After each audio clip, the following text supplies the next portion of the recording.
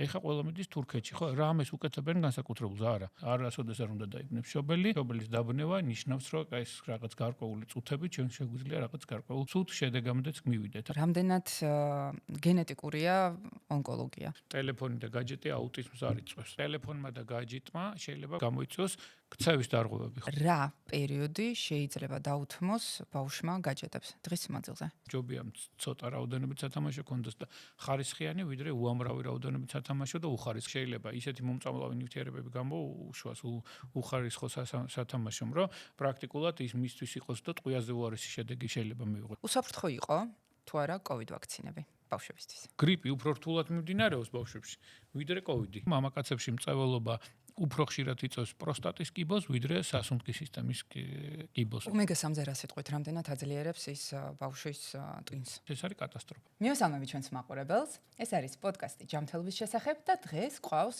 უდაოდ საინტერესო სტუმარი, პედიატრი, მედიცინის აკადემიური დოქტორი, პროფესორი, ექიმი თემურ მიქელაძე. რა მინდა გითხრათ, იცით? ერთია, როდესაც გაქვს კლინიკური გამოცდილება და ყოველდღიურად იღებ პაციენტებს. მეორე ის, როდესაც შენ ცოდნას და შენს გამოცდილებას უზიარებ შენს კოლეგებს, პედიატრებს, შენს პაციენტებს, ამ შემთხვევაში მშობლებს და რას მოაყოლე ეს წლების წინ შევიძინე ეს წიგნი თემური მიქელაძის და ძალიან დამეხმარა როგორც მშობელს და დაახლოებით 2 კვირის წინ შევიძინე ესეთი ჭრელი ლამაზი წიგნი სახელწოდებით სახელმძღვანელო თქვენი ბავშვის ჯანმრთელობისთვის. და რა მინდა გითხრათ, მე როგორც ყურადღებიან, პასუხისმგებელიან მშობელს ეს წიგნი კიდევ ერთხელ დამეხმარა რაღაც გარკვეულ საკითხებში. და ძალიან მოგიწოდებთ. მე თუ არ ვწდები, ბიბლიოში იყიდება ეს წიგნი, საკმაოდ მისაღები ფასიც აქვს და მე ვუწოდებ ყველა მშობელს რომ შეიძინოთ, იმიტომ რომ თქვენს გაგიჩნდებათ მეტი რეფლექსია, ცოტა უკეთესი მშობელი გახდებით და ზოგადადაც გეცოდინებათ ქმედების პროტოკოლი ამა თუ იმ სიტუაციაში, როდესაც თქვენი ბავშვი მაგალითად ავად არის. მოკლედ, ჯობია რომ დავიწყოთ. თემური ექიმო, გამარჯობა. და სანამ დაგისვავთ კლინიკურ კითხვებს, რაც ყველა მშობელს გვაწუხებს, მინდა გკითხოთ, როგორ დაიწყო თქვენი კარიერა, როგორ მოხვდით პედიატრიაში? მოგესალმებით, დიდი მადლობა. მივესალმებით თქვენს მსმენელს, თქვენს მაყურებელს. აქ არის მოკლედ ერთი რაღაც ცოტა ცუდად მოხვდა, ცოტა უკეთესი მშობელი გახდებიო. მშობელი ყოველთვის უკეთესია და ყოველდღე უკეთესდება.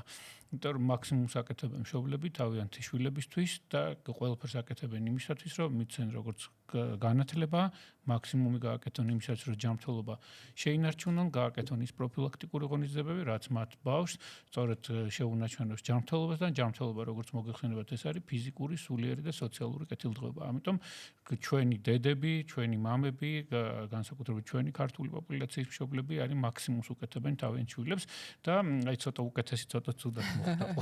ყურს რა თქმა უნდა ეს წიგნი დაგვეხმარება ელემენტარულად, იმიტომ რომ საკმაოდ რთულია ყველა ინფორმაციის მიწოდება თითოეული მშობლისთვის, ხო, ექიმის მიერ და ყოველთვის გთხოვს მშობელი რომ მიეწოდა ინფორმაცია და სწორედ ამისთვის შეიქმნა ჩვენი ავტორთა კოლექტივმა იმუშავა, განსაკუთრებით ორმა ახალგაზრდა სტუდენტმა, ეხა უკვე ექიმებმა, ეს არის ანანო წვერაიძე და თამარ ჩხაიძე, მათ ჩვენ ამერიკული ლიტერატურა მოვიძიეთ, ამერიკის პედიატრთა აკადემიას მივწერეთ და შემდეგ მათი ფრანჩაიზინგი ნახევარი ჩვენი გამოცდილებით არის, ყველა ავტორთა კოლექტივი, იქ არის ნევროლოგი ჩართული გვანცარველაძე, ინგა მამუჩიშვილი, ყველა ესეთი წამყვანი ექიმები, რომლებიც ერთობლივად შევძელით ეს გავგეკეთებინა, რომ მაქსიმალური სწორი ინფორმაცია მეგვეწოდებინა თუ ექიმამდე რა დახმარება უნდა აღმოუჩინოს მას ბავშვს, იმიტომ რომ ნებისმიერი დაავადება არის მართვადი, მთავარია მისი დროული ამოცნობა და როგორ მოახდინოს ამ პაციენტების და ბავშვების რეფერალი, ეს იქნება კლინიკაში, ექიმებთან და მთავარი არის რომ არ დაიბნეთ. არასოდეს არ უნდა დაიბნებს მშობელი, მშობელის დაბნება ნიშნავს რომ ეს რაღაც გარკვეული წუთები ჩვენ შეგვიძლია რაღაც გარკვეულ ცუდ შედეგამდეც მივიდეთ. ამიტომ ეს ძირითადი მიზანი იყო სწორედ ამ წიგნისა ის რომ მაქსიმალურად ეს პირველადი დახმარების ელემენტები დევს რა თქმა უნდა და სხვადასხვა დაავადებების პირველადი რა უნდა გააკეთოს ექიმამდელ ეტაპზე მშობელმა. ეხლა რაც შეეხება კარიერა როგორ დავიწყე. კარიერას თავიდანვე ვფიქრობდი რომ ყოფილიყავი ექიმი, მაგრამ ეს არ მქონდა არჩეული რა სპეციალობით წავსულიყავი. მინდოდა თავიდან ქირურგია, უშუალოდ ბავშვთა ქირურგია და სწორედ ამიტომ როდესაც მესამე კურსზე ვიყავი, დავიწყე უკვე მორიგეობები დავიწყე ჯერ ეხანდელ დიდების რესპუბლიკურ სამავთყოფოში, ანუ ეგრეთ წოდებულ ყიფშიძის რესპუბლიკურ სამავთყოფოში და იქ ჩემი უფროსი კოლეგა, ჩვენი მასწავლებელი იყო პროფესორი სერგო ხუნდაძე, რომელიც თავის ოთახის გასაღებსაც კი მიტოვებდა ხოლმე და ლევან თოხაძესთან ერთად მორიგეობდი და ქირურგიულ манипуляციებზე მასწრებდნენ კიდეც მე მახსოვს პირველად, როდესაც რაღაც ეს იყო დიდ პაციენტებზე საუბარი, როდესაც სპეციალური დამხმარე საშუალებები და ღვიძლი გადამაწოვინეს და ეს ჩემთვის იყო რაღაც პირველად მეოთხე კურსის თვის და მაშინ ისეთი დრო იყო, წარმოიდგინეთ არეული სიტუაცია, უმამრავლე პაციენტი შემოდიოდა, იქ იყო დაჭრილები უამრავი, ეს იყო დაახლოებით 92 ომი იყო საქართველოში და პრაქტიკულად 92-94 წლები და პრაქტიკულად უამრავი პაციენტი იყო ყოველდღიანი მიმართვიანობა. მე მინდოდა უკვე ბავშვთა ქირურგია არის ერთ-ერთი ყველაზე ნატიფი დარგი მედიცინისა, რომელიც მაღალ ტექნოლოგიურ სერვისებს საჭიროებს. იმ პერიოდში ესეთი მაღალ ტექნოლოგიური სერვისები საქართველოში მეტნაკლებად არ იყო განვითარებული და ეხლა მინდა აღვნიშნო, რომ ჩვენ ყავს საკმაოდ წარმატებული ბავშვთა ქირურგები და ეს ყველაფერი და სწორედ მაღალ ტექნოლოგიური სერვისებით მართავენ ამ პაციენტებს და ისეთი დაავადებები, რომელიც ჩემ დროს პრაქტიკულად განუკურნებული იყო და ფატალური შედეგებით მთავრდებოდა, ეხლა პრაქტიკულად ეს ბავშვები არის ყველა განკურნებული და მე მყავს უკვე მათი შვილებით ზოგიერთი პაციენტებისა, როდესაც სწორედ აი ამ დროს პროფესორი რამაზ კუტუბიძე იყო მაშინ კათედრის გამგე და იაშვილის კლინიკაში იყო ბავშვთა ქირურგიის სკოლა და სწორედ ამ მათი ერთობლივი მით დაიწყეს ისეთი მაღალ ტექნოლოგიური სერვისების განვითარება, რომლითაც უამრავი პაციენტი გადარჩა. და სწორედ ამ პერიოდში ჩემი მასწავლებელი აღმოჩნდა პროფესორი ირაკლი ციციშვილი. ირაკლი ციციშვილი იყო ადამიანი, რომელმაც გადამოწყვეტინა, რომ შემეცვალა ჩემი გეზი და წავსულიყავი უკვე პედიატრიაში. ბატონი, ერთი ჩემთვის ყველაზე დიდი პატივი იყო, როდესაც ჩემი მასწავლებელი გამოგიგზავნის პაციენტს, ხო? წარმოიდგინეთ, უკვე ეს ასაკში იყვნენ, ეს ჩემი უკვე ახალი დამთავრებული მქონდა, 1-2 წლის ექიმი ვიყავი. იყო მეორე პროფესორი ავთანდილ კვეზერელი კოპაძე, ის უკვე უფრო შემდეგ უფრო მოგვიანებით გავიცანი და ჩვენ 98 წელს გავაკეთეთ პირველი ბავშვთა გადაუდებელი სამსახური საქართველოში, ხო? პირველი ეგრეთ წოდებული პედიატრიული სერვისი, რომელიც იყო ბინაზე მანამდე პრაქტიკულად 03 სამსახური იყო დაშლილი, არ არსებობდა არაფერი და ჩვენ ვიყავით პირველი, რომელმაც საქართველოში გავაკეთეთ ბავშვთა გადაუდებელი დახმარების ცენტრი, თქვა ჯერ კონკორდი და მერე ბეიბი ექსპრესი და ემსახურებოდა მთელ თბილისს და მე ვიყავი იმის მთავარი ექიმი, მეორე ჩემთან ერთად მუშაობდა დავით რეხვიაშვილი, ხა თავის პედიატრიული სასწრაფო აქვს, რომელსაც ქვია პედიატრი და მთელი ეს ექიმთა ჯგუფი დაახლოებით 15-20 კაციანი ექიმთა ჯგუფი, ეხლა მე რო ჩამოვთვალო თითოეული მათგანი, ყველა ეს 15 ექიმი არის წარმატებული ექიმი და მე მახსოვს ჩვენ როდესაც მანქანებით პრობლემა იყო, სასწრაფოს მანქანას ვერ მოიძიებდი, ორი მანქანა ყავდა, რომელიც ჩვენი და გიორგი ფარულავა იყო ამის ფლობელი, თავიდან იყო ეგეთი კონკორდი სასწრაფო, ჩემი კლასელი იყო, რომელმაც ჩამაბარა ეს სამსახური და ჩვენ გარკვეული რაღაც თანხა შევაგროვეთ, რომ მანქანა გაგვეკეთებინა. წარმოიდგინეთ, ეხა ექიმთა ჯგუფმა რაღაც გარკვეული თანხა და დავიწყეთ აქედან მუშაობა, იყო უამრავი გამოძახება, დღეში დაახლოებით 20-25 გამოძახება. მანამდე მე ისევ ამ კონკორდში მუშაობდი, სადაც ეს გადაუდებელი დახმარების კურსები გავიარე. მე გეუბნებით 97, 98, 99 წლები.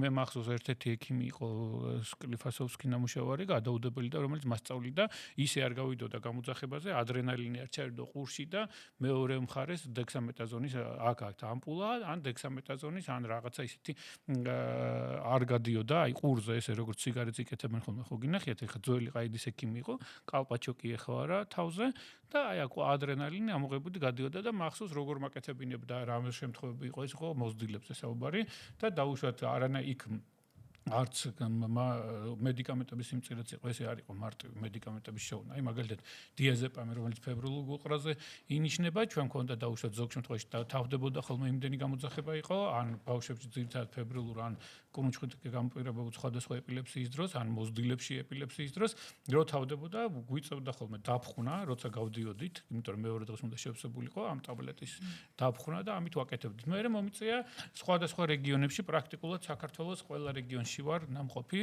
მათ შორის ცხელწარტილებში, როგორც იყო აფხაზეთის რეგიონი, ისეთ სამაჩაბლოს რეგიონი, პანკისის ხეობა ისე არ გეგონოთ, იყო აი კრიმინალების ჯგუფი, იყო იქ ეგეთ ჩეჩნებიდან გადმოსული პირები, რომლითაც ეპიდემია ჰქონდათ, მაგალითად წითელოს ეპიდემია და ჩვენ ჩავიტანეთ. ეს იყო უკვე საზოგადოებრივი ჯანდაცვის ცენტრი, მაშინ ბატონი ამირან გამყრელიძე იყო მინისტრი და ჯანდაცვის და ყველაფერს აკეთებდა ეს ადამიანი იმ პერიოდში, რომ ავთანდილ ჯორბენაძე იყო პრემიერი, რომ მაქსიმალურად აი საზოგადოებრივი ჯანმრთელობის დაცვის სერვისები ხემლისაწვდომი ყოფილიყო ყველა პაციენტებს. თქვენ გეუბნებით ისეთ პერიოდში პრაქტიკულად ყველაფერი ეხა არის ყველაფერი მარტივი.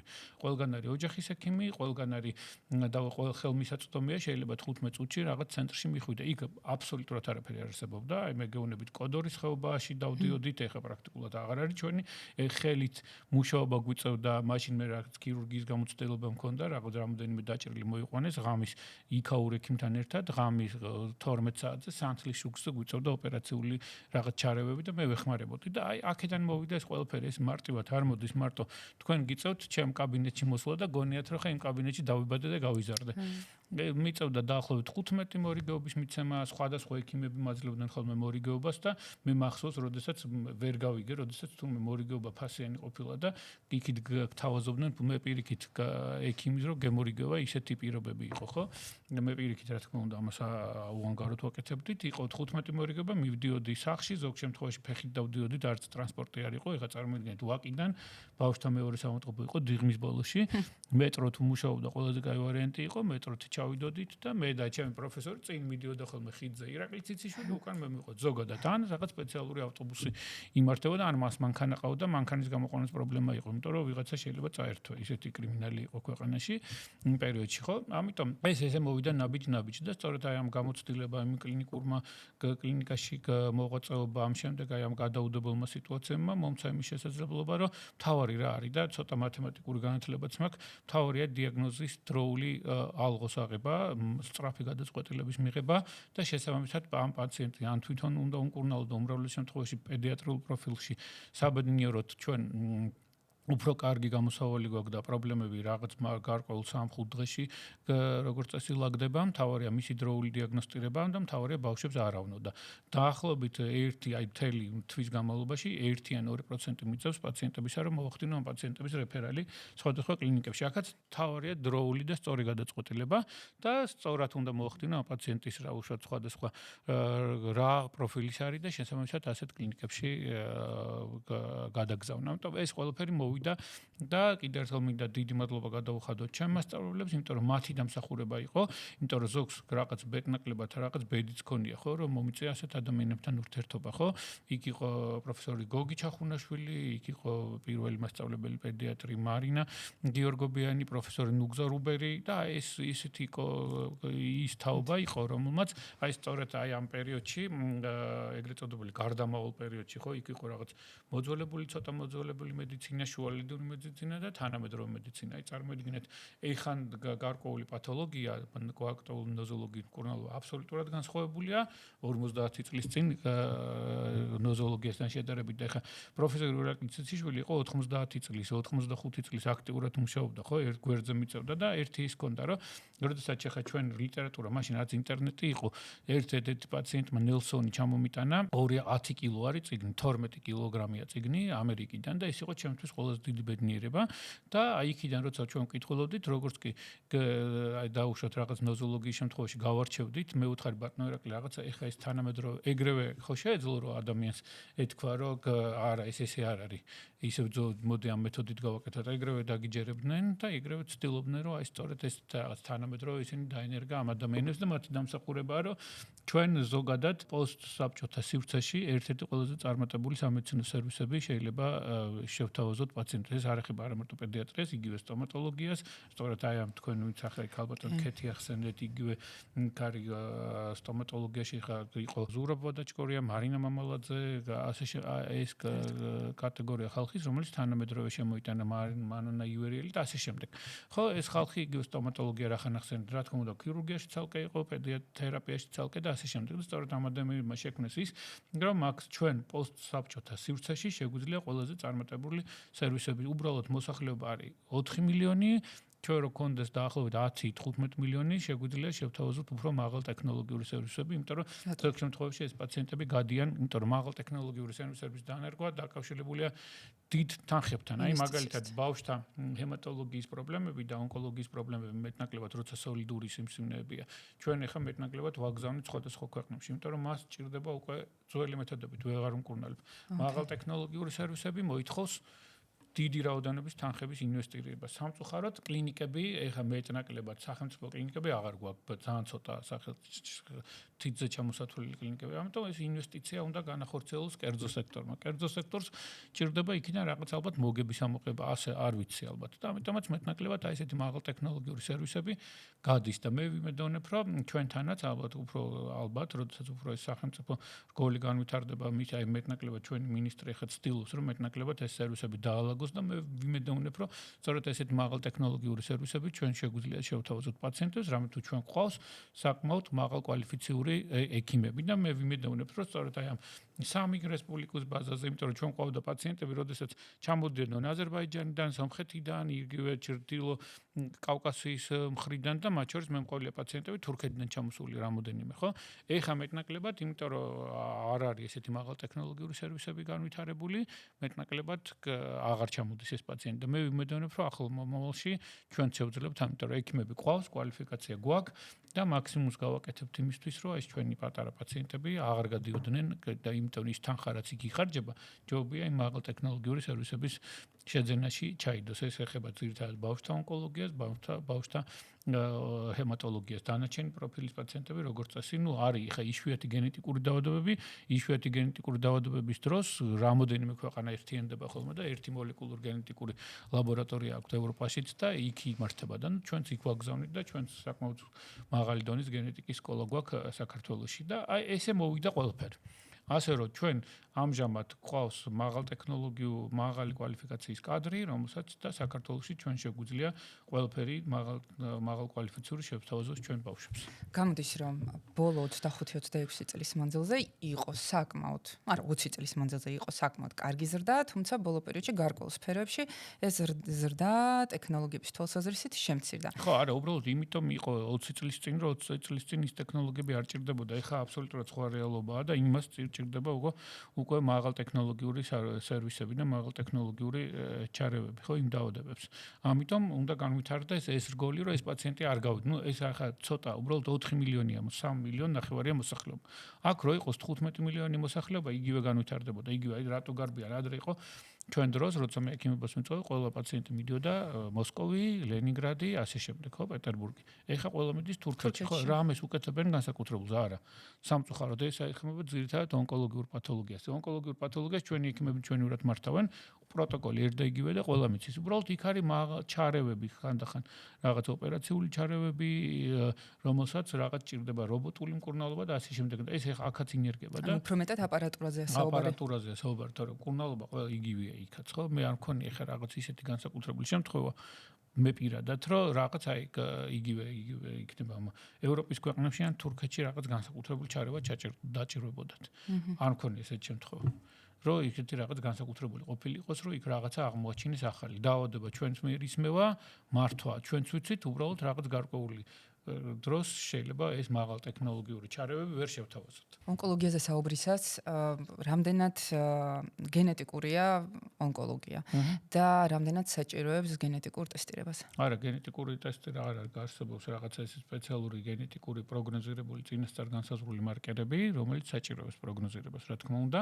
ამიტომ არა ესეთი რომ გენეტიკური დაავადება იყოს ონკოლოგია, ჯერჯერობით ეს ბოლომდე დადასტურებული არ არის, თუმცა რა თქმა უნდა, აი დაუშვათ, როდესაც არის საშვილოსნოსკა სიმსივნეები, როდესაც არის დაუშვათ, აი გავუშვათ სხვადასხვა გენეტიკური პათოლოგია, აი რაღაც სინდრომები არის ხო გენეტიკური პათოლოგიით, რომელთაც შეიძლება კონდეს მაღალი რისკი ონკოლოგიური დაავადებების განვითარების. ახლა არ დავასახელებ ამ დაავადებებს, გენეტიკურ დაავადებებს, რომელთაც შეიძლება კონდეს მაღალი რისკი, ამიტომ ამას ჩვენ პროფილაქტიკურად უკეთებთ ხოლმე კვლევებს, სპეციალურ მარკერებს ვაკეთებთ, აი დაუშვათ არის რაღაც აუტანლობები, კვებითი აუტანლობა, სხვა გენეტიკური დაავადებები, რა თქმა უნდა, ეს ონკომარკერები ყოველთვის ისაზღვრება ან რაღაც გარკვეულ პროცედურებს ვაკეთებთ 3 წლიანი, 5 წლიანი, 10 წლიანი შუალედით, რომ მაქსიმალურად პრევენცია მოვახდინოთ და საწყის ეტაპზე აღმოვაჩინოთ იგივე ონკოლოგიური დაავადებები, არსებობს გენეტიკური, რა თქმა უნდა, არის ისეთ სპეციალური ტესტები, ამას უკვე სკრინინგ ცენტრები აკეთებენ და შესაბამისად მე თვითონ ვიყავი 0-დან 22 წლამდე სოლიდარობის ფონდი იყო საქართველოში და სხვადასხვა ყველა პაციენტი ჩვენს ხელში გადიოდა, ზოგ შემთხვევაში აკურნალობდით,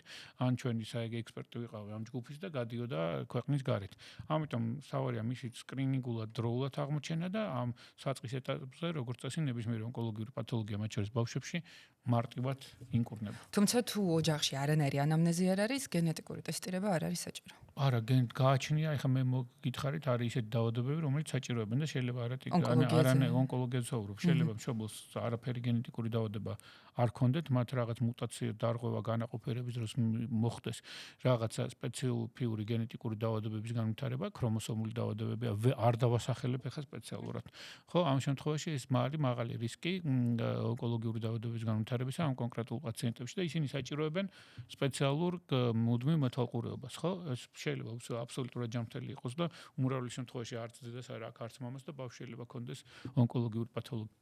ესეთი წინასწარ განწყობა რა თქმა უნდა არის, მაგრამ თუ არის წინასწარ განწყობით მიმდინარე გენეტიკურად პირობადებული ონკოლოგიური პათოლოგია, რა თქმა უნდა მათ შორის ვაკეთებთ, მაგრამ ეს არ არის ჯერ კიდე ბოლომდე ზოგიერთი დაავადების შემთხვევაში ბოლომდე დადასტურებული. რა უნდა იცოდნენ მშობლებმა შვილის განვითარების შესახებ სხვადასხვა ასაკში და რატომ არის პირველი წელი ასეთი მნიშვნელოვანი, როგორც ვიცი, ნეირონების ზრდის შესახებ არის ეს. ნეირონების ზრდის შესახებ მთავარია ის ძირითადი სწორად განვითარების ეტაპების დაყოვნება არ უნდა გამოეპაროს მშობელს, ამიტომ განვითარების ეტაპების დაყოვნება ჩვენ ვაფასებთ ხოლმე 6 თვემდე, 6-დან 12 თვემდე, ეს არის კრიტიკული პერიოდები 6-დან 9, 9-12, 12 თვე წლის ნახევარის ასაკი. აქ არის სპეციფიური, სწორედ ამ შემთხვევაში ვახდენთ ხოლმე ამ პაციენტების ზოგ შემთხვევაში რეფერალს ნევროლოგთან, თუ არის განვითარების ეტაპების დაყოვნების შეფერხება და აქ იწყება უკვე სხვადასხვა რეაბილიტაციის კურსები. ოღონდ ადრეული ეს უნდა მოხდეს მისი ადრეული განვითარების ეტაპების აღმოჩენა, არსებობს ადრეული განვითარების ეტაპების დაყოვნება და იქან განვითარებული კურსები, არის სპეციფიური ნოზოლოგიები განვითარების ეტაპების დაყოვნებისა, რომელიც დაუშვათ წინახევარზე საჭიროებს აი მაგალითად აუტიზმის სიმპტომატიკა შეიძლება კლინიკურად გამოვლენილი იყოს წლის და წლინახევრის ასაკშიც კი, ხო, მაგრამ მის დიაგნოსტირება 2 წლინახევრამდე, 3 წლინახევრამდე სპეციალური ტესტების ჩატარების გარეშე როგორც წესი არ ხდება. ეს ამიტომ ესეთი ბავშვები ერთვებიან ადრეული განვითარების ეტაპების სხვადასხვა იქ იქნება ოკუპაციური თერაპია, მეტყველების თერაპია, ქცევით თერაპია თუ ასე შემდეგ და შემდეგ უკვე დიაგნოზის დასმის შედეგად უკვე მულტიდისციპლინური გუნდი მართავს ამ პაციენტებს და ეს პაციენტები საკმაოდ ხშირად მე მესმის ამ მშობლების მიდიან სხვადასხვა ქვეყნებში, იქ რაღაც არაკეთილსინდისიერი ექიმები სხვადასხვა ბიოლოგიურად აქტიურ დანამატებს ნიშნავენ, რაღაც თანხის გამოძვალვიდან გამომდინარე, პრაქტიკულად გარდა განვითარების ცენტრებში არსებობისა, როგორც წესია, ასეთი თერაპია ჯერჯერობით არის მაინც კვლევის დონეზე და ასეთი რაღაცა ბიოლოგიური აქტიური დანამატები ამ ბავშვებთან რაღაც გარკვეულ შედეგს არ იძლევა. ამიტომ ჯობია რომ მათ მეტი ყურადღება მიაქციონ თავიანთ ბავშვებს, თვითონ იყვნენ ჩართული, იმიტომ რომ ყველაზე კარგი ურთიერთობა ბავშვს აქვს დედასთან, მამასთან, ბებიასთან, ბაბუასთან, ამიტომ ეს განვითარების ეტაპების დაყოვნების მქონე პაციენტებთან აუცილებელია მშობლების, როგორც დედის, მამის, ბებიის, ბაბუის, დაის, ძმის ჩართვა და ყველა ირგვლივყოფის ჩართულობა მაქსიმალურად ყურადღება უნდა იყოს. საკმაოდ რთულია ხა ამას რომ ვამბობ ხო ერთის მხრივ, როცა არის ქცევის დარღვევა, როცა არის აუტიზმი, როცა არის ჰიპერაქტივობის სინდრომის მქონე ბავშვი, მისი მართვა მშობელს ძალიან უჭირს, ხო? ეხლა ეს ერთია საუბარი, მეორეა საქმის გაკეთება, ხო? ამიტომ მშობელი ცდილობს რომ მოგიყვანოს პაციენტი რაღაცა უმკურნალო და უშუალოდ როგორც ბრონხიტს და პნევმონიას უკურნალობ და ერთ კვირაში მორჩეს და არ მორჩება ეს დაავადება, ხო? ამიტომ ხედავს რომ დაახლოებით გაიწელა და ერთ წელში არანაირი განსაკუთრებული ეფექტი არ აქვს, ცდილობს რომ წავიდეს სხვა ქვეყანაში. მე სხვა ქვეყანაში ჯერ ესეთი ენის ბარიერი, ხო? იმიტომ რომ შენ მაინც ქართულ ენაზე ელაპარაკები პაციენტს, მიყავს დაუშვათ თურქულენოვან ქვეყანაში ან ინგლისურენოვან ქვეყანაში ან სადღაცა, იქ მისთვის ბარიერია. მაშინ იქ უნდა იცხოვრო და უნდა გადახვიდე და იქ უნდა იყოს ის განვითარება ოკუპაციური იგივე რაც აქ არის. ხო, ამიტომ შედეგს რო ვერ იღებს და სწორედ აქ არის ზოგიერთი არაკეთილსინდისერი ექიმი, რომელთანაც მე მქონია რამოდენიმე ესეთი შემთხვევა და იწყებს რაღაც კვლევების ჩატარებას, აბსოლუტურად არ არის მომცემი კვლევები, უმრავლეს შემთხვევაში და იწყება რაღაც ბიოლოგიურად აქტიური დანამატების ჩართვა, რომელიც არანაირი უეფექტოა. ამიტომ ამის თანხისა ესე ტყუილად ყრა ჯობია ისევ გავიდნენ ამ ბავშვთან ერთად, რეკრეაციულ ზონაში გავიდნენ, მუდმივად ემეტყველონ, მაქსიმალურად შეძლონ ის, რომ გაჯეტებს და ტელეფონს მეტნაკლებად მოაცილონ, მაგრამ ერთი რაღაცაც უნდა ვიცოდეთ, ხო? ტელეფონი და გაჯეტი აუტიზმს არ იწვევს. ნეიროგანვითარების ეტაპების დაყოვნებას არ იძლევა. ტელეფონმა და გაჯეტმა შეიძლება გამოიწვიოს ქცევის დარღვევები, ხო? ბავშვი არის ჰიპერაგზნებული, იმიტომ რომ ვერ იძინებს, იმიტომ რომ ელექტრონული გამოსხივება ეკრანისა იწვევს ეგრეთ წოდებული ტვინის ცენტრის ლურჯი ნათება იწვევს მელატონინის სინთეზის დეფიციტს, მელატონინი რა არის ძილის ჰორმონი და გამოუძინებელია ბავშვი, მეორე დღეს არის აგზნებული, საკვებს არ იღებს, სკოლაში არ უნდა წასვლა, ცდილობს რომ იქნებ ისევ ტელეფონს მიეჯატოს და განსაკუთრებით ზედმეტ აქტივობას და გადაძაბას იძლევს ეგრეთ წოდებული სკროლები, ანუ მოკლე ვიდეოები, ხო? ეს არაფრის მომცემი ვიდეოები არ არის, ხო? არაფერს არ ეგრეთ წოდებული ტვინის ფიტავს მეც არაფერს არ და დამოკიდებულს ხდის. აქ არის უფრო ქცევის დარღვევა.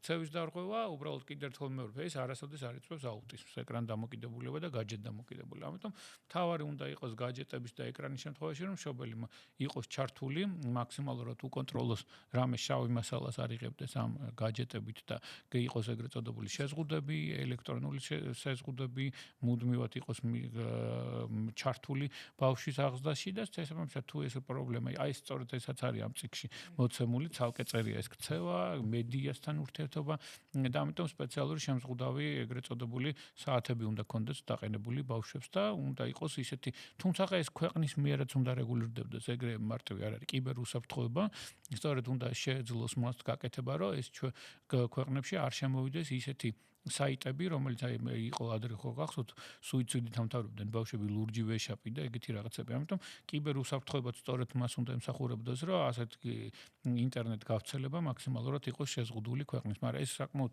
რთული გასაკეთებელია, ისინი მარტივი არ არის. ამიტომ პირველ რიგში ჩვენ რაც გვიწევს, ეს არის მშობლის ჩართულობა და რაღაც გარკვეული როცა ხარვეზებს ან დარღვევებს აღმოჩენ, სწორედ ვიღაცას უნდა მიმართოს მშობელმა. ეს იქნება ექიმი, ექიმას დიდ ვერაფერს ვერ გააკეთებს, ამიტომ სწორედ აი ამ კიბერუსაფრთხოების სამსახურის უნდა მიმართონ, რომ მაქსიმალურად აი ეს სოციუმი, ეს რაღაც გარკვეული დაჯგუფება მეტნაკლებად მოხდეს მათი დაშლა. საკმაოდ რთულია, იმიტომ რომ მე მქონია უამრავი შემთხვევა, როდესაც ბავშვები რაღაც გაწურებული არიან რაღაც სპეციალურ გაურკვეველ ჯგუფებში, არიან რაღაც დამოკიდებულები, მე ეს რა ხდება აქ? გამოუძინებელია ბავშვი, ცდილობს მე რაღაც მედიკამენტი მიიღოს, ჯერ სუბუქის საშუალებების იწყებს, მელატონის და ასე შემდეგ, ესეც არ არის სასურველი, ხო? დიდი რაოდენობით მიიღება, მე გადადიან უკვე სხვადასხვა ეგრეთ წოდებულ კლუბურ ნარკოტიკზე, რატოს კატასტროფა ხდება, ხო? ეს კლუბური ნარკოტიკი, მე გადადიან უკვე სერიოზულ ნარკოტიკზე და ხდებიან მეტი კერფერი არის წამალდამოკიდებულება, მე სახელმწიფოს უწევს მათი ბოლომდე რაღაც სხვადასხვა პროგრამებში, ჩანაცვლებით პროგრამებში ჩართვა და ესე მართვა არის საკმაოდ რთული. ამიტომ თავიდან არის აუცილებელი ყურადღება, დროული ჩართულობა მშობლისა, დარღვევის შემთხვევაში დროული მიმართვა სპეციალურ სამსახურებთან. ბევრ საინტერესო თემას შევხედეთ და ყველა თემაზე მინდა რომ დღეს ვისაუბროთ. ერთი კონკრეტული კითხვა ადარდებს ყველა მშობელს. რა პერიოდი შეიძლება დაუთმოს ბავშვმა გაჯეტებს დღის მანძილზე სხვადასხვა ასაკში? კონკრეტული კითხვა. აი ეს რთული კითხვა, პასუხი რთულია, კონკრეტულად აქ რა თქმა ხა ისე კი უნდა შევხედოთ ჩვენ რომ გაჯეტი, ტელეფონი, ეკრან დამოკიდებულება პრობლემა. რა თქმა უნდა არ არის პრობლემა, აუცილებელია სწორედ შემეცნებით ინფორმაციების საიდან ხდება განათლება, საიდან იღებენ ახლა.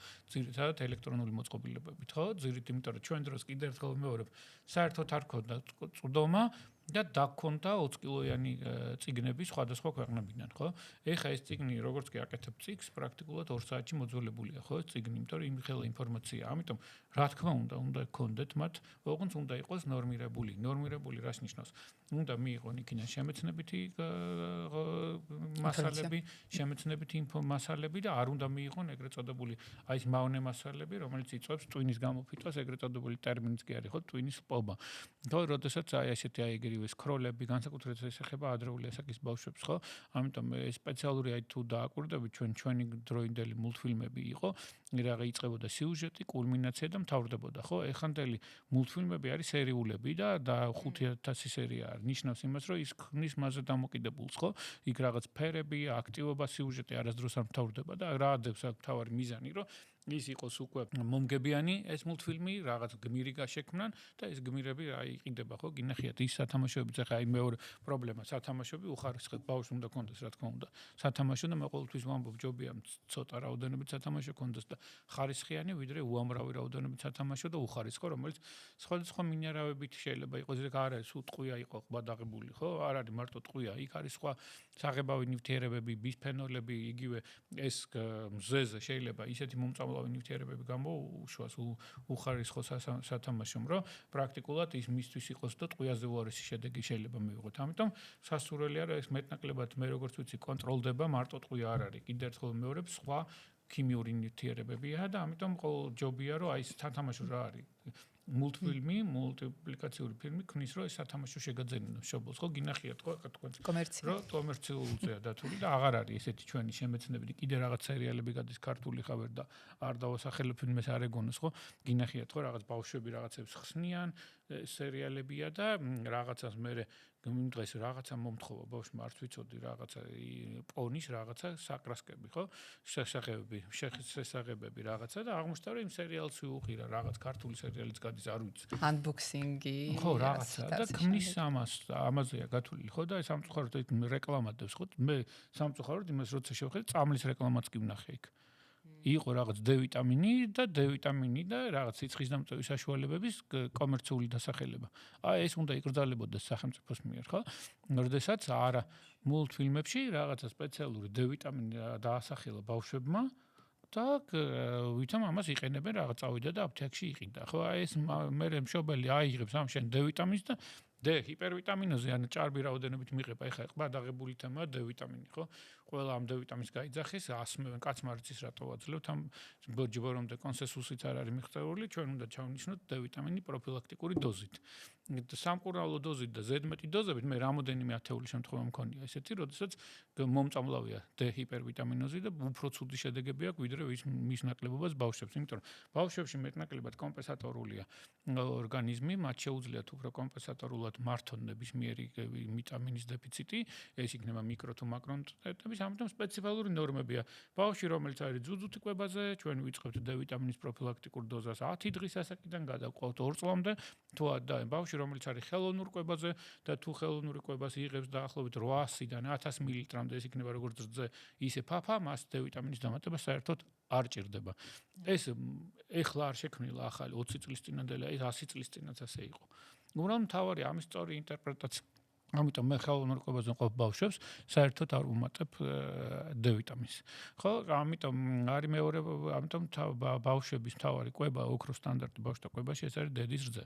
თავის ბიოლოგიური აქტივობებით, უბრალოდ დედის რძე არ შეიცავს, და შეიცავს ძალიან მცირე რაოდენობით D ვიტამინს. ამიტომ არ აკმაყოფილებს, რომ D ვიტამინის მოხმარებას, იმიტომ რომ D ვიტამინი არის პროჰორმონი პრაქტიკულად, მას შეუძლია სხვადასხვა ნივთიერებათა ცვლაში მიიღეს მონაწილეობა, ეს არის კალციუმის, ფოსფორის ცვლა, ეს არის რომელიც არის სწორედ კბილების ჯანმრთელობას ემსახურება, ხო, კალციუმის ნორმალურ მინერალიზაციას, ძვლების მინერალიზაციას და სწორედ აი რახიტის ერთ-ერთი გამოვლენა ადრეული ასაკის ბავშვებში თუ ძუძუთი კვებაზე არიან და არ იღებენ D ვიტამინს, მაგრამ მე პრაქტიკულად აი როდესაც ექიმობას ვიწყებდი საქართველოს მაღალ მთიანებში გქონდა ხოლმე რაკიტის უამრავი შემთხვევები თავის კრანიოტაპესით, კრანიოტაპესი ნიშნავს, როცა თავი არის დარბილებული და ხელს რომ მოკიდებთ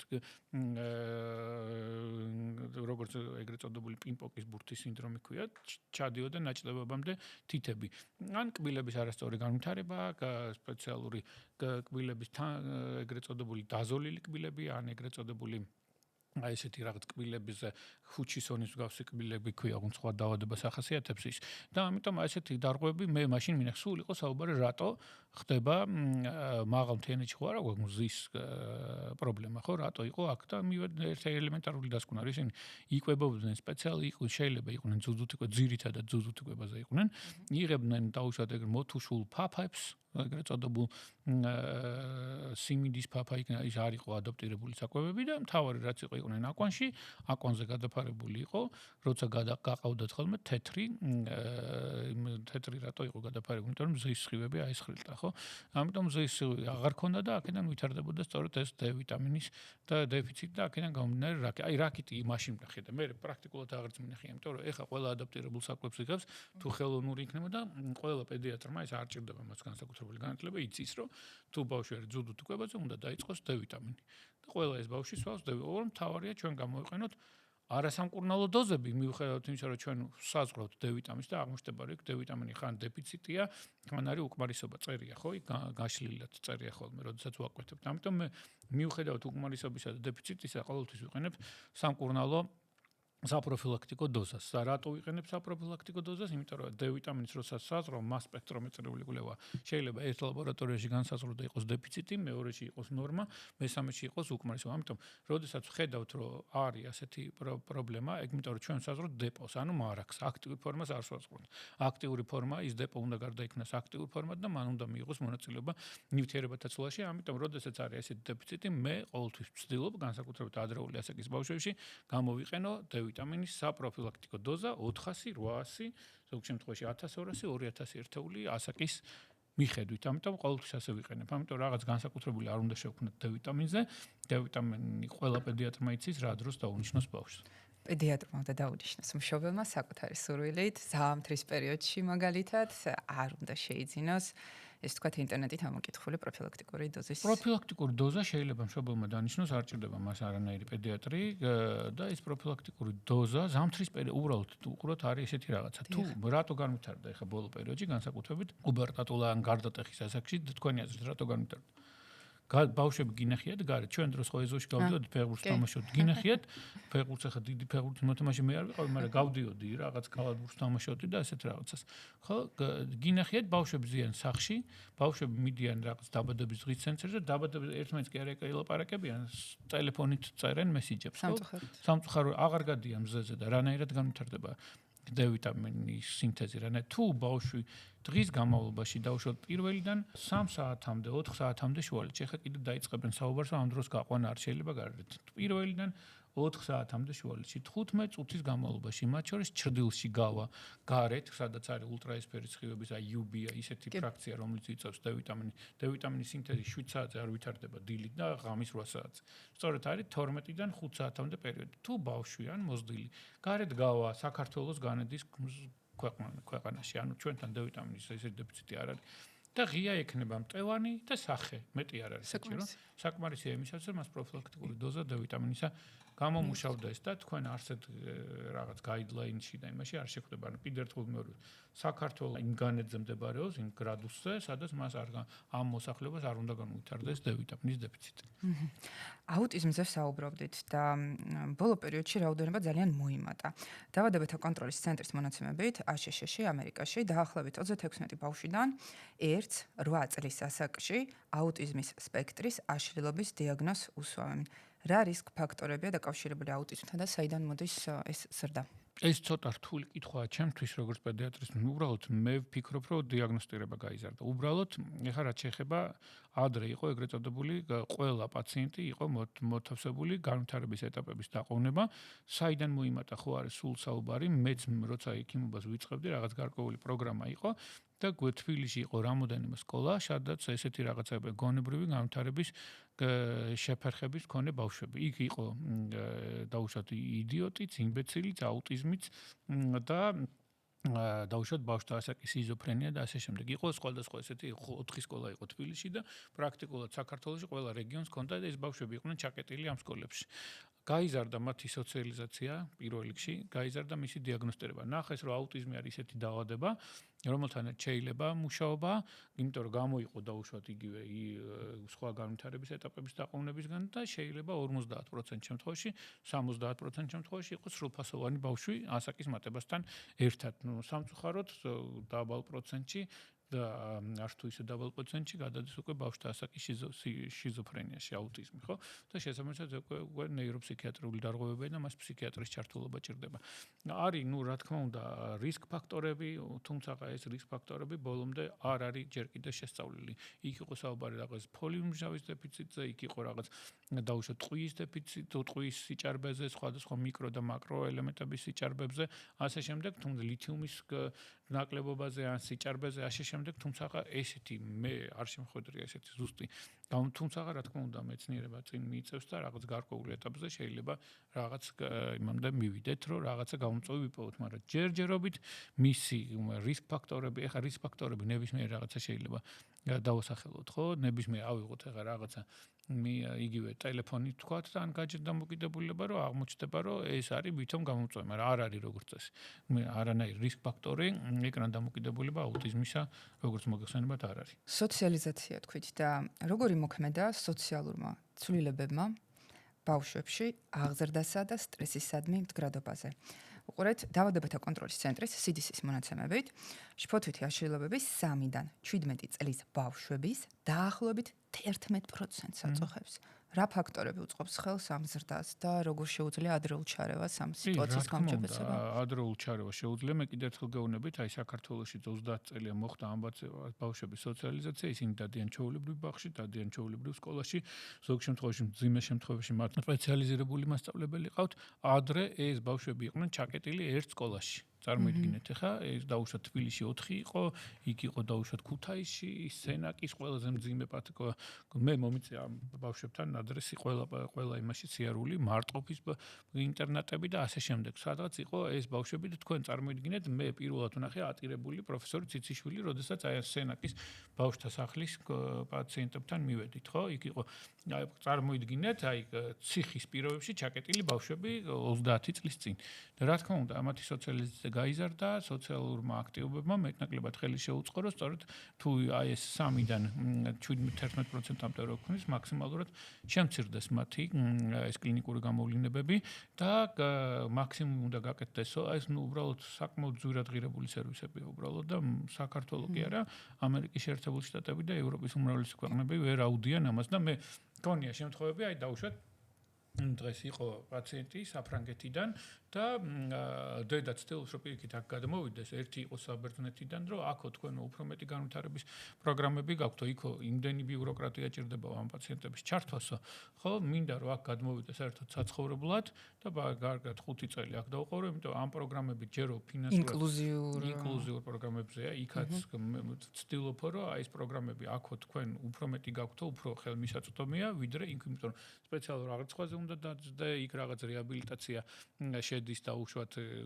კვირაში ერთხელ, როცა აქ შეუძლია კვირაში 5 ჯერ გააკეთოს და ასე შემდეგ. ნუ რა თქმა უნდა, იქ ჩართულობა არის უფრო მეტი, მაღალი ტექნოლოგიურ სერვისებს თავაზობენ, შესაბამისად გამოსავალიც მეტია, რეაბილიტაციაც მეტია, უბრალოდ ადრეული დიაგნოსტირების იმაში არ გარკვეული ბიუროკრატიაც არის და შეიძლება 2 წლის ბავშვი არ ჩართან და ჩართან 3 წლის და ჩვენ შეგვიძლია უფრო ადრე ჩავრთათ და ადრე ვიწყებთ ამ პროგრამებს.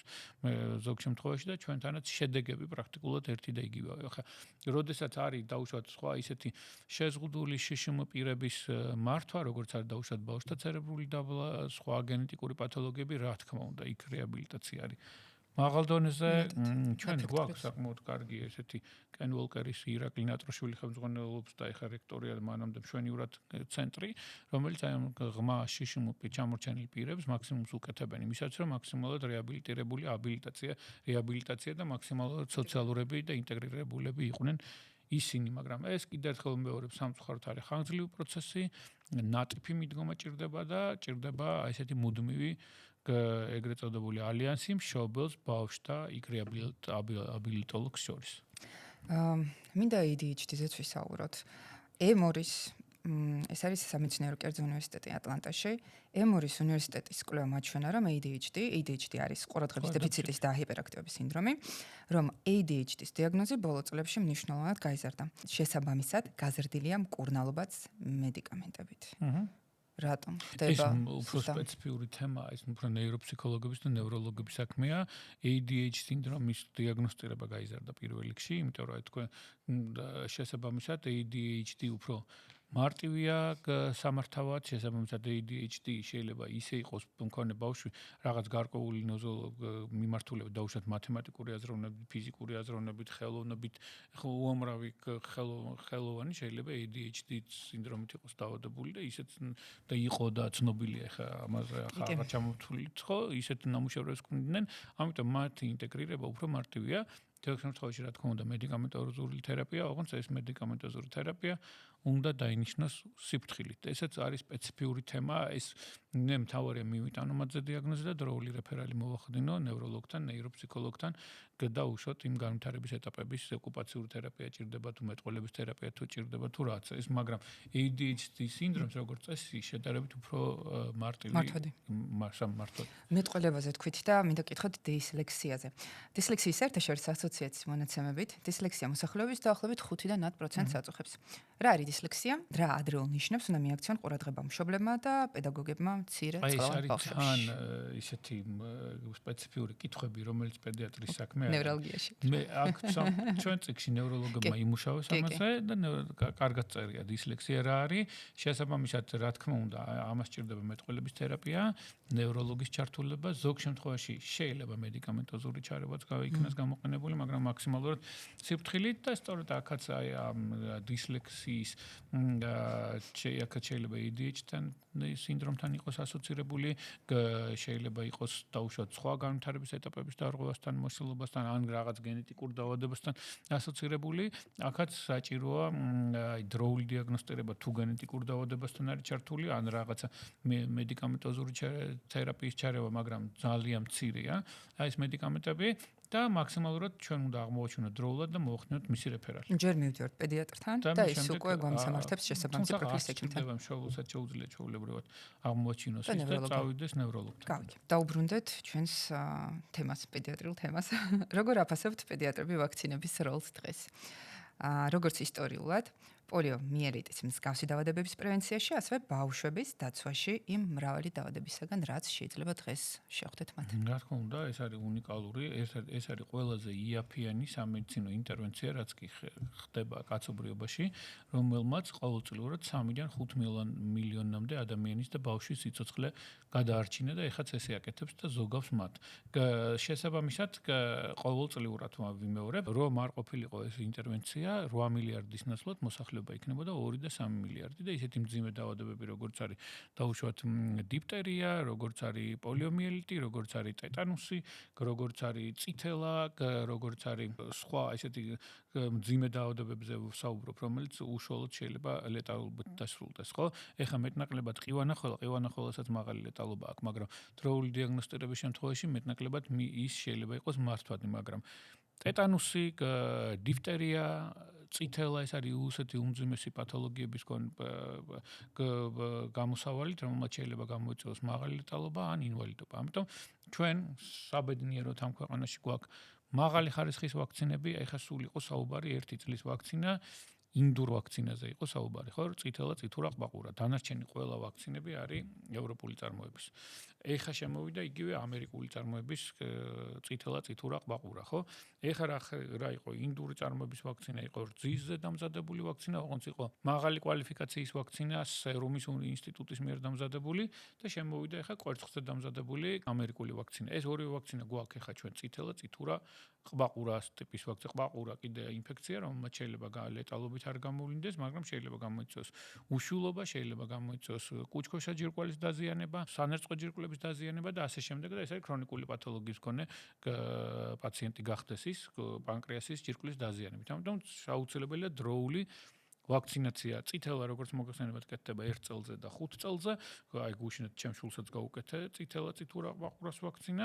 აქ არის საუბარი, აი დაუშვათ ძროხის რძის ცილაზე მქონე პაციენტს არ უნდა გაუკეთოთ MMR-ის ვაქცინა, თუმცა ესეთი რეკომენდაციაც არ არის. არ იყო, აი მე მქონდა ანაფილაქსიის შემთხვევა 2 თვის წინ, მაგრამ ეს პაციენტი იმართა და თავის ფეხით წავიდა სახლის პირობებში, ხო? ამიტომ წითელაზე, რომელიც იყო ძროხის რძის ცილაზე და ძროხის რძის ცილაზე დამზადებული და ეხლა გვაქვს კიდევ ერთხელ კვერცხზე დამზადებული. ამიტომ ესეთი ინტერვენცია ვაქცინები, ამიტომ ასეთი იაფიანი და აუცილებელი ინტერვენცია საზოგადოებრივი ჯანდაცვისთვის მსოფლიოში არ განხორციელებულა და არც განხორციელდება.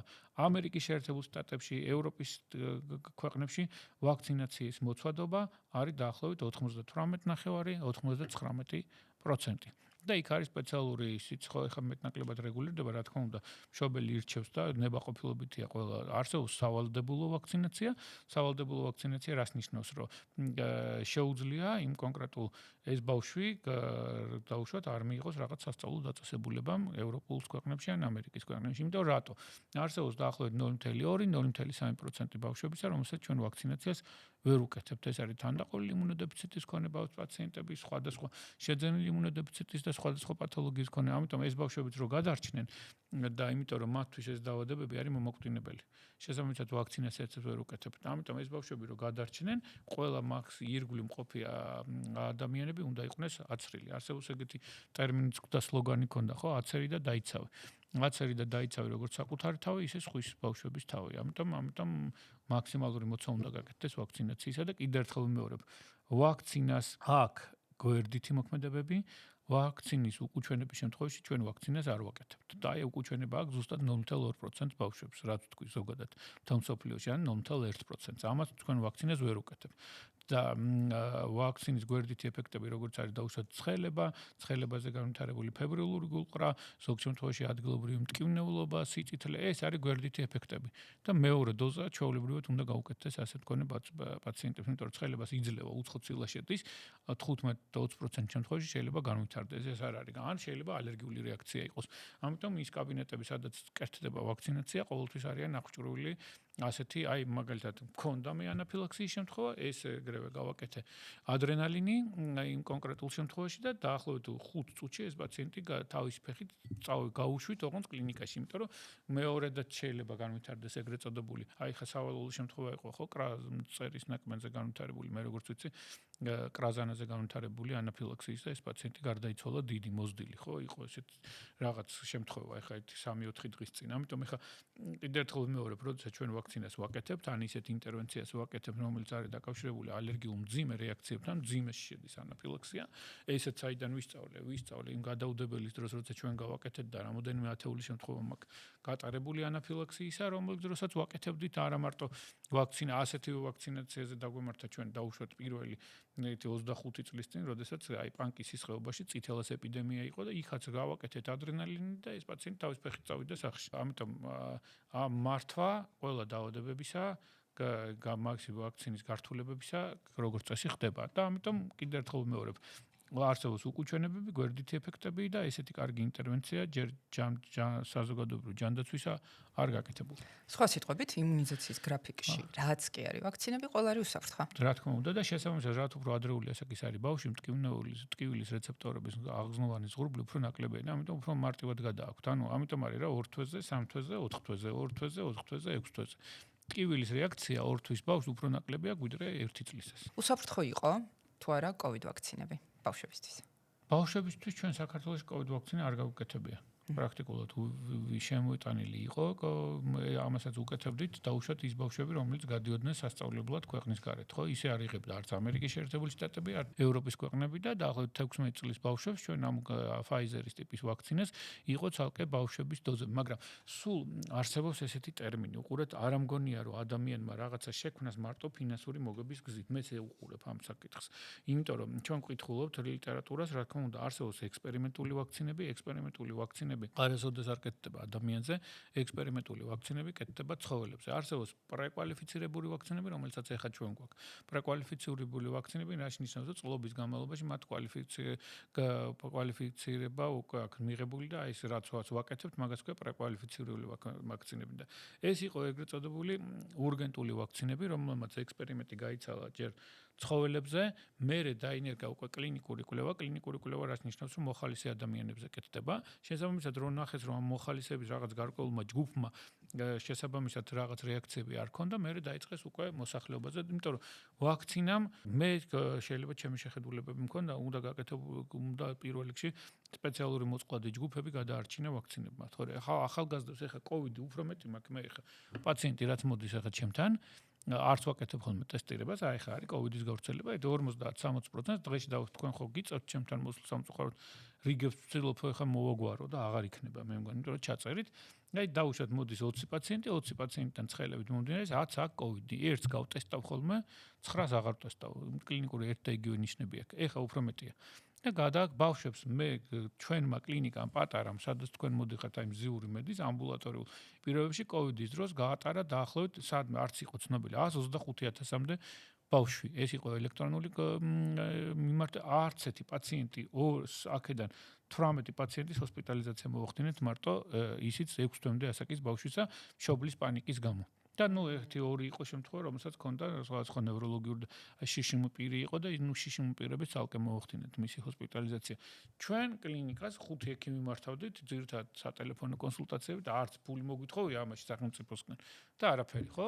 შესაბამისად მე როგორ იყო კიდე ხო ნახეთ როგორ იყო ჩაკეტილი ვიყავით რომ მოსულიყვნენ ეს ბავშვები ნუ გასაგებია ვცდილობდი დაცვა და სპეციალურ საშვებს უწერდი ხოლმე მე თვითონ წერდი ხე რამდენად რეალურ ის იყო ხე მოქმედებდა ის საშვი არ ვიცი ნუ პატრული რო ხედავდა გამოუშვებდა მაგრამ ის შობელი ჩემთანაც რომ მოდიოდა ერთი დღის განმავლობაში იმ საშვი დადიოდა ხან იმაში შედიოდა სავაჭრო ცენტრში და ასე შემდეგ ხო ამიტომ ესე მოდიოდნენ ჩვენთან მარტო ჩემთან არა სხვა ექიმებთან ელექტრონულ საშვებს წერდით და მოდიოდნენ და ყველას კოვიდი ქონდა და არც ერთი არ დამწონია იმართებოდა ცხელებით იმართებოდა პარაცეტამოლი არჩევის პრეპარატია როგორც მოგეხსენებათ პედიატრიულ ასაკის ბავშვებში და განსაკუთრებით ადრეული ასაკის ბავშვებში თუ თან არ ახლავს ტკივილი არჩევის პრეპარატი არის პარაცეტამოლი იმ შემთხვევაში თუ ცხელებას თან ახლავს ტკივილი დისკომფორტი არჩევის პრეპარატი 6 თვის ასაკის შემდგომ ბავშვებში არის იბუპროფენის ჯგუფის პრეპარატები დამწოვით ამიტომ ჩვენ პარაცეტამოლი ჩვენივრად მართავდით და ამ 125,000 ბავშვიდან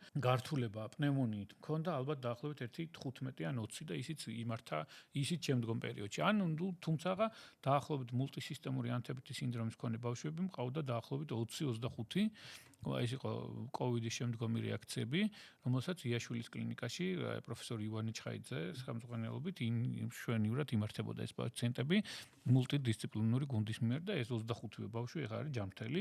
იქ იყო საუბარო ეგრეთ წოდებული კავასაკის მსგავსი სინდრომები, გულის დაზიანება, სისხლძარღვების დაზიანება, ეგრეთ წოდებული სეპტიური მდგომარეობა, ასეთი პაციენტები სახელმწიფოს მიერ კიდევ ერთხელ პროფესორი ივანე ჩხაიძეს და მისი გუნდის მიერ იმართებოდა კლინიკაში მულტიდისციპლინური გუნდის მიერ და ეს პაციენტები ყველა ჯანმრთელია და არანაირი აი ამ 125,000-დან 25-მდე მქონდა ეს შემთხვევა. და თროული იყო მისი დროული აღმოჩენა, ოღონდ ეს იყო უფრო კოვიდის შემდგომი პერიოდები.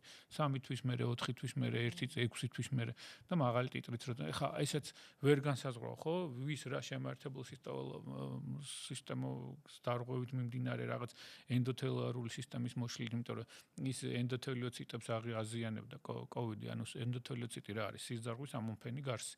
და სწორედ ამ სისხლძარღვების ანთებას იწვევდა მულტისისტემურ ანთებით სინდრომს. და მულტისისტემური ანთებითი სინდრომით ეს 25 პაციენტი დროული დიაგნოსტირების სპეციალური ინტრავენური იმუნოგლობულინის გადასხმის შედეგად, რაცაც სახელმწიფოს უფასოდ ჰქონდა, ეს 25 პაციენტი გადარჩა. არის ჯანმრთელი. სუპერ, ძალიან კარგი.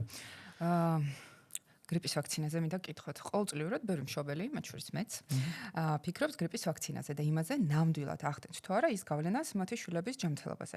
რას გვეუბნება ამჟამინდელი კვლევები გრიპის ვაქცინის ეფექტურობის შესახებ ბავშვებში ავადობისა, ჰოსპიტალიზაციისა და გართულებების შემცირების მიზნით? რა თქმა უნდა, მე მყავს დაახლოებით 800-დან 1000 პაციენტამდე, რომელსაც ყოველწლიურად უკეთებ გრიპის საწინააღმდეგო ვაქცინას ბავშვებს. ეს არის განსაკუთრებული რისკ ჯგუფის მქონე ბავშვები.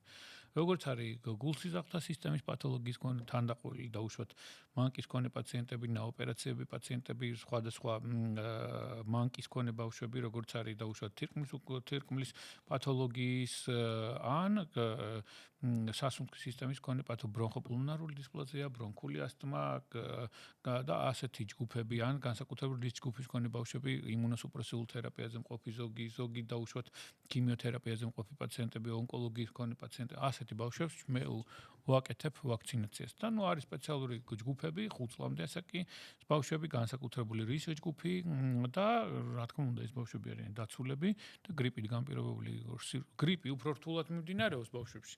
ვიდრე COVID-ი. თუ ბევრჯერ უფრო რთულად მიმდინარეობდა, ვიდრე გრიპით განპირობებული ინფექცია და გრიპის გართულებები. ამიტომ ასეთ რისკ ჯგუფის მქონე ბავშვები მე კიდევ ერთხელ ვიმეორებ, ყველას რუტინულად გრიპის ვაქცინას ჯანმრთელ ბავშვს არ ჭირდება და არც ევროპულ ქვეყნებში არ კეთდება. ნუ ამერიკას აქვს კალენდარი, ამერიკის კალენდარით ყველა იცრება.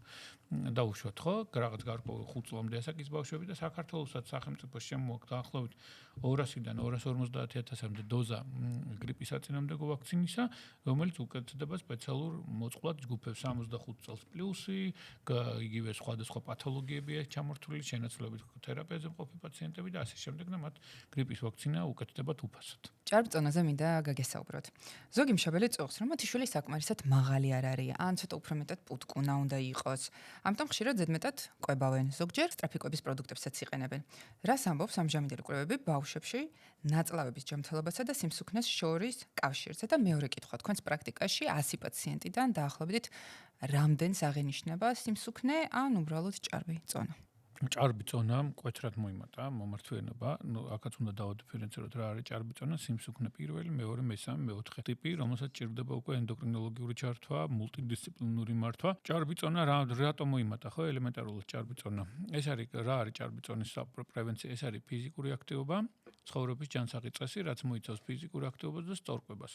ფიზიკური აქტივობაც შემცირებულია, იმიტომ რომ ეს ბავშვები არიან გაჯეთ დამოკიდებულები, გაჯეთ დამოკიდებულება ნიშნავს, რომ მთელი დღის განმავლობაში წამოწოლილები არიან, თუ გინახიათ, ან სპეციფიური პოზა აქვთ მიღებული და არასწორი კვება რას ნიშნავს? იგივე გაჯეთ დამოკიდებულების შემთხვევაში ბავშვს ეს იქნება ადრეული ასაკის ბავშვი თუ მოზრდილი, ნებისმიერი სახის საკვები შეიძლება მიაწოდოთ თქვენ და აი დააკვირდით და ნახავთ, ხო? მიუხედავად მოწონს თუ არ მოწონს და საერთოდ ცხოვრებაში მიუღია თუ არა ესეთ საკვები, შეიძლება იმდენად არის დამოკიდებული, რომ მთელი დღე რო არ ჭამს, იქ რო დაუდოთ, აიღებს და დაიწყებს თვითონვე საკვების მიღებას, ხო? ამიტომ თავარი ეს არის 100 ბავშვიდან დაახლოებით, აი როგორ გითხრათ, ახლა 7-8-ს მე რაც გქონია შემთხვევა, აქ ჭარბი წონის პრობლემა.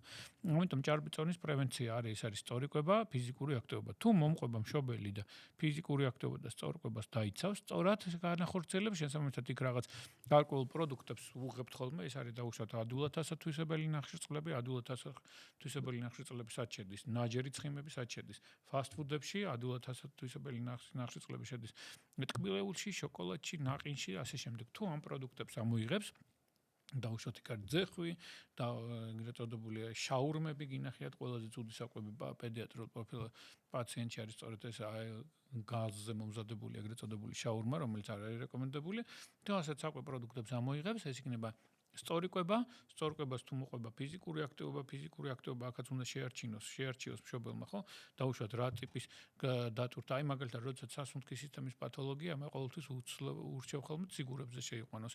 როდესაც არის დაუშვათ კუნთების ან ხერხემლის ან რამეც ესეთი ეგრეთ წოდებული ტანდეგობის დარღვევები, უჩვევთ ცურვაზე შეყვანას. ნუ რა თქმა უნდა, ეხა ფეხბურთი, კალათბურთი, ისეთი სპორტები, სადაც ჩვენ გვაქვს წარმართებები ქვეყანაში, ხო? იგივე ჭიდაობა იქნება ეს ყოველთვის აი ბავშვები, როდესაც იღებენ ამ ინფორმაციას, რომ მე დაუშვათ ჩვენი თანამომული გახდა მსოფლიო ჩემპიონი, ოლიმპიური ჩემპიონი ცდილობენ, სწორედ მათ მიბაძონ და ამიტომ ნებისმიერი სპორტი.